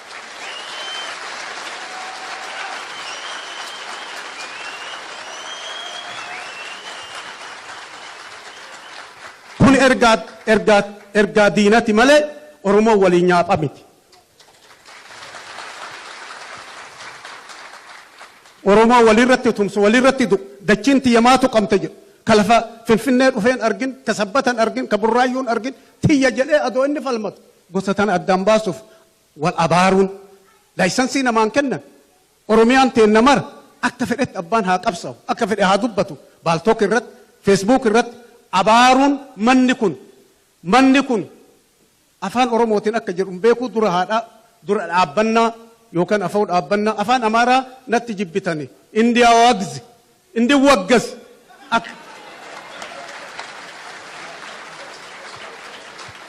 hagatti tana jedhaa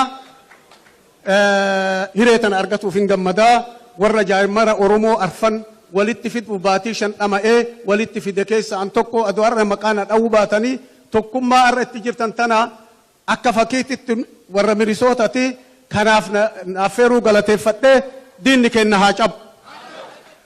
Ableen isaan nuu qaran isaanuma haa waraantu. Diinni kun ufumaa wal haa nyaatu. Oromiyaa Rabbi haa bilisumsu. Gumaa ilmaan teennaa Rabbi haa baasu. Dhiiga firee godhatu Rabbi haa taasisu galatooma. Abbaa san daqiiqaa lama jennaan xiqqoo sa'aa fudhatanii Atlaantaa faarsuudhaan dura na qabbaneessan. Sambooda Atlaantaa faarsanii saniin hin dhaabbanne ammas waa'ee tokkummaa Oromoodhaa diinni Oromoo tokkummaa Oromoo balleessuudhaaf tattaafatu haa dhabamu jennaan inumaatu xiqqootti deemuuf hin ka'e. Ayyee galatooma obbo Hangaa Dhugumaa.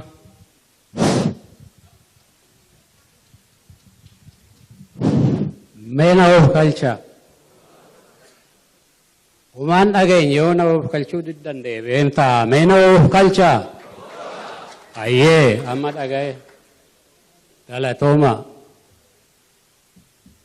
Waggaa 58 har'a kan calqabame dubbiin kun isaan keessa ani tokko nama kaleessa dhalate sin fakkaatina. Afa umuriin kiyya 80 walakkaadha amma.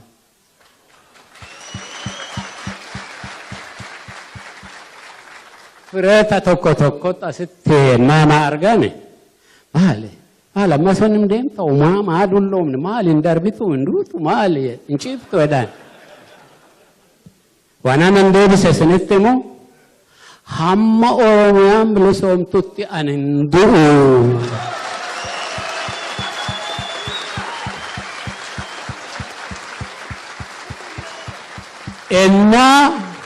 Ennaa isinuu bilisoomte anuu naasuudhaan nan da'aa within 2 hours na dhiisan jedheen.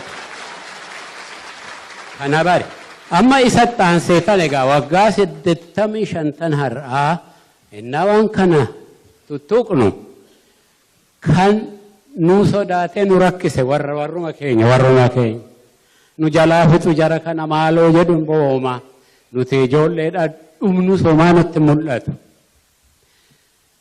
Amma turee garuu namni biraa nun tuqunu sodaatee deema malee. Amma deebisee argee isa har'aan immoo isinitti hima. Ilaala Oromiyaan si'a lama dhalatte. Hammi kun wal ga'anii. Hammi kun Oromoo innaa dhama'anii. Hammi kun Oromoodha innaa boo'anii. Hamma waan qabanitti qabanii urgufanii. Kana bilisummaannaa kan nu jiraachisu. Waan ani gaddi immoo jira.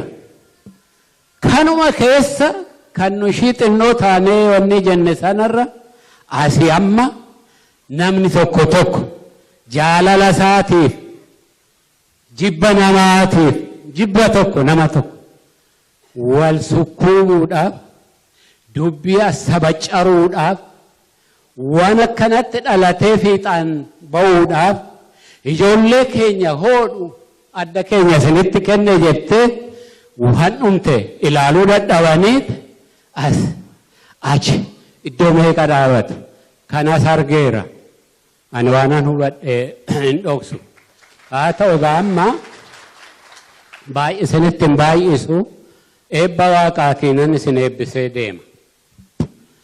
Ani abbaa gadaati beekadha. Gadaa iddan qabadhee waggaa 13 amma. Hulluu qeera. Buttaa qaleera. Abbaa koo waggaa 40 naannoo eegee hundumaa fixadheera. Obbolaan koo hundumuu akkas taate. Kanaafuu hawwa akka waaqaatti akka galateeffannutti hin eebbifnaan dhaggeeffadhaa. Hayyee waaqa guddaa, waaqa uumaa, waaqa uummataa, qulqulluu akka bishaanii. Garuu ati tokkichuma maqaadhum keetu dhibba ta'e jechuun afaan maqaansaa hannaa hundumaa otoo hin ta'in han hundumaa ijaa ta'eef itti baay'ata. Inni tokkichuma afaan kees tokkichuma jedha Oromoon. Hayyee maaliif afaan namaa silaa dhiisiti afaan simbiraayyuu beeka Waaqayyo kana kan nuti ittaman. Hayyee galatoomi Waaqayyo galatoomi Waaqayyo. Diina nutti nam'ee ijoollee nu harkaa fixu kana gooftaa koo nurraa kaasi. Nurraa dhiibi. Qilleensa Oromiyaa saafaa ibidda saafaa itti haa ta'u. Bokkaan Oromiyaa bulluqa itti haa ta'u. Tulluun Oromiyaa gufuu itti haa ta'u. Oromaan hin bilosoomti waanuma feeyyoo ta'ee hayyee galatoomaa amma akka duraatti isin na eebbiftanii of kalaa jettanaan immoo amma of kalaan isiniin jedha. Qe'ee nagaatti galaa. Jabbiin illee qabdanii qe'ee burraaqutti galaa. Ijoollee gammaddutti galaa. Ijoolleen sinii yaa guddatu. Dargaggeessi irra yaa argatu. Jaartiif jaarsi ilkaan baan cinaa yaatu. Hayyee jenna. Galatoomaa hedduu isin galateeffannaa. Obbo Kitaabaa.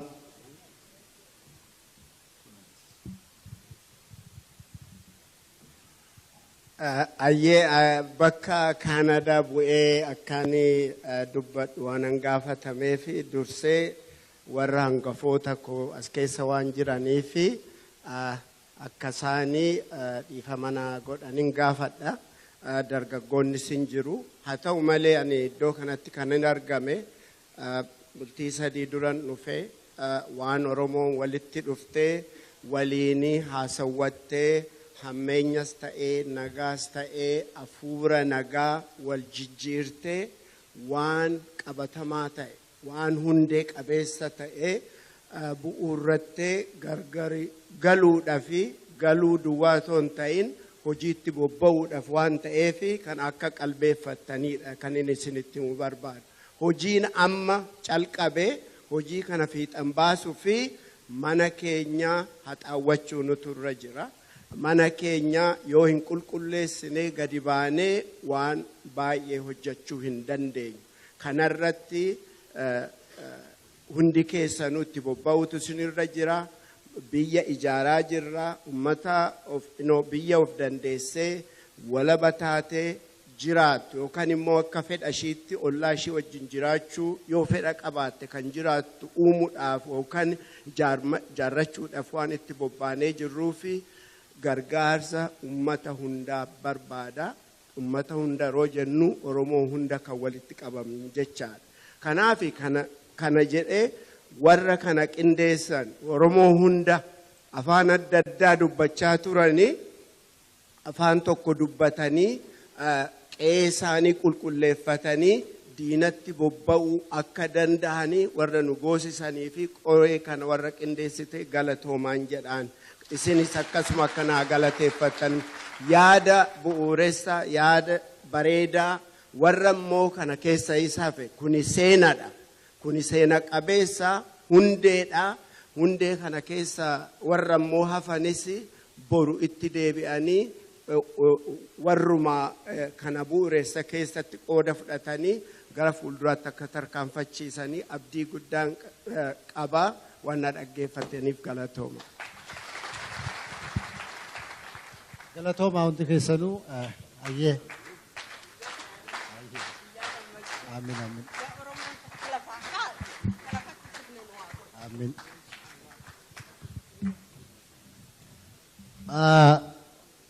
Hayyee kanatti aansuudhaan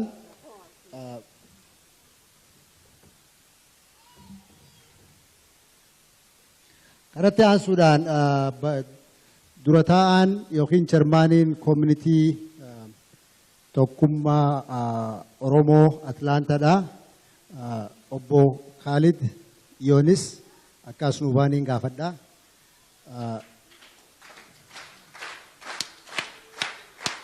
Obbo Khalid dhimma kana ilaalchisuudhaan koreen Atlaantaadhaa hanqamta akka hojjechaa turte nuuf ibsanii waa'ee yaada kora kanaati irratti illee waan deemaa ture yaada isaanii akka nuuf kennan achumaan koree Atlaantaatti illee akka nu galateeffatan isin afeerraa galatoom.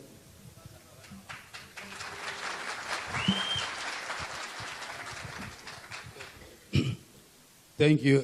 Fayyade galatoma hedduu dadhabbileen hin qaba hedduun dadhabee kanumaafuu namoonni wanna kana qopheesse tolche akka bareedu ha godhe ummata North America community guutuu obboota Shiteefaa obbo Fiixaafaa cufa kaysanuu hedduu isin galateeffachaa itti aansee wanni guddaa galateeffachuu barbaadu community United Oromo Community halkanii guyyaa baatii takkaa ol irratti hojjetame wanni kun laaftuudhaan hin dhufne irriba irra dhabaati konferensii isaanii wajjin yeroo dheertuu gizee tokko sa'a 3 sa'a 2 sa'a 4 waa godhuurraa wanni kun akka milkaa'uu goone kanumaafuu maqaa United Oromo Community of Georgia bakka inni dur turerraa amma 30 dabrerraa ka'ee sadarkaan amma inni irra jiru waan gurguddaa ummata Oromoo gammachiisaa hojjechuu keenyaaf kabajaadhaan jaalalaan warana wajji hojjetee fi horeelee kiyya cufaa'u galateeffachuu barbaadu. Kanatti aansee warra biyya fagoo irraa dhuftan, warra Yurooppaa irraa dhuftan, warra Awustiraaliyaa irraa dhuftan, ilmaan Oromoo Ameerikaa guutuu irraa warra dhuftan hedduu galatoomaa jechaa wanni nuti hojjenne waan guddaadha. Namni Oromoo siyaasa adda addaa yaada adda addaa qabaachaa osoo waliin lolle osoo waliin amanne mana kana keessa guyyaa 3 karaa nagayaan jaalalaan walitti booyaa gargar ba'uu keessaniif laffaatiin teenya ummata kanatti dhageeftuu hedduun gammade.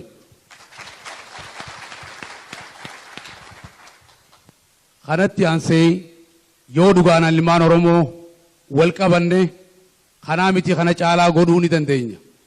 Gandaa xixiqqaa miti hoteela kana caalaatti ilmaan Oromoo dandeettii qabna, qabeenya qabna, beekaa qabna, tokkummaa keenya yoo cimfanne, tokkummaa keenyaan yoo wal bira dhaabbanne namni siyaasaa karaa fedhe yaaduu mirga qaba.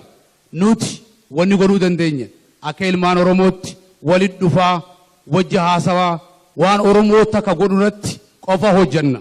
Waan Oromoo gargar baasutti hojjechuufis yaadaas hin qabnu, fedhiis hin qabnu, horeen nuti ijaarreetun, horeen nuti walitti dhufneetun cufti fedhii ilmaan Oromoo guutuudhaafi malee fedhii nam tokkoo guutuudhaafi miti.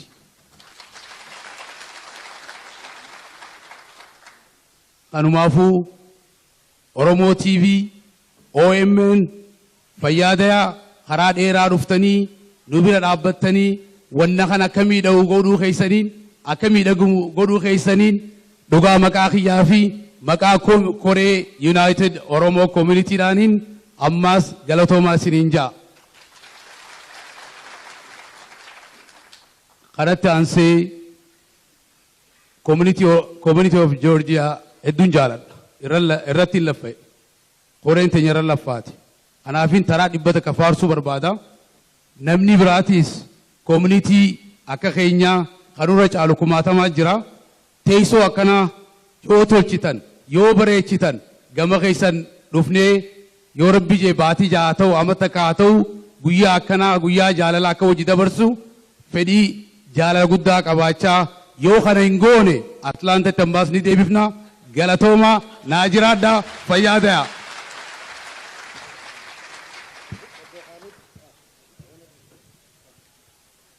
Obbo Khaalid galatoomi garuu osoo obbo Khaalid asirraan bu'in koree Atlaantaadhaa warra waan kana qopheessan hunda asirratti isin yaamuu barbaada. Oggutu akka warri voolontii gootanii asii koree waan kana akka koreetitti qopheessaa jirtan oggutu akka dafaate asitti naa baha please. Oggutu akka as naa baha. Harka dhawaaf harkuma dhawaaf harka bareecha harka dhawaaf. Yes. Warri koree Kamaale namuutu goota warra tartak. Koreeleen wanna kana miidhagu warri gootan cufti tartaka mee steejii kanatti isin galateeffachuu waan barbaannu jecha mee manni kun isin harku ummata akkamiitu wanna kana hojjete mee as dhiyaadha fayyaadhaa koree Atlaantaa jajjabduu qabna mee harkuma dhawaaf harki ummata kan qabachiisu harka dhawaaf kunoo jara kana fayyaadhaa goota.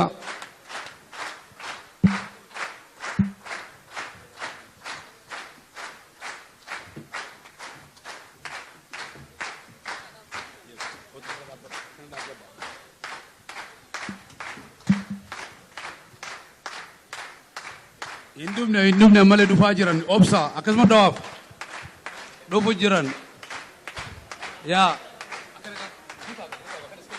guuta harka dhawaaf Dr. Skeel harka dhee yes harka dhawaa namutu fayyaadhaa wanni nuti goonu maali kunoo horeen teenya babbareedduu tanaatu gaaf tokkoo miti gaaf lamaan miti gaaf sadii gidee isaanii fudhatanii dalagaa isaanii dhiisanii olii gad fiiganii biyya kana agartan guddina isii asirraa bakka takka dhaquun sa'a lama barbaaddi. Soo jarri kun akkamiin hojii miidhayse hedduu galata guddaa qaban ummata Oromoo irraayis United Oromoo Community irraayis ana irraayis ummanni kun ummata jabaadha ummata cimaadha dhaadannoo teenyaan yookaanu down wayyaane. Down wayyaane. Qabsoon Oromoo ilmaan Oromoo bakka itti du'anitti qabsoon isaanii bakka ni geessi. Dhaadannoon ta'u uummata Oromooti. Shall be free. Fayyaadhaa galatoomaa tartakka. Oomaa jechuu barbaada. Okay. Tartakka obbo Jawahar Mahammad thank you hedduu si galateeffannaa hedduu si jaalannaa nuu jiraadhu nuu turi rabbi si haadhiisu siin jaaladha. Stay. Galatooma anilleen hireen harkadhe tanaan warra koree Atlaantaa kana hedduun akka isin hin booneen isinitti himuu barbaada. Namni hedduutu nurraa hafe hanqana qofaa miti. Kunis dalaga jira isaan warri alatti nurraa hafe ni jira. Kanatti aansee obbo Tashiteen gaggeessaa koree Oromoo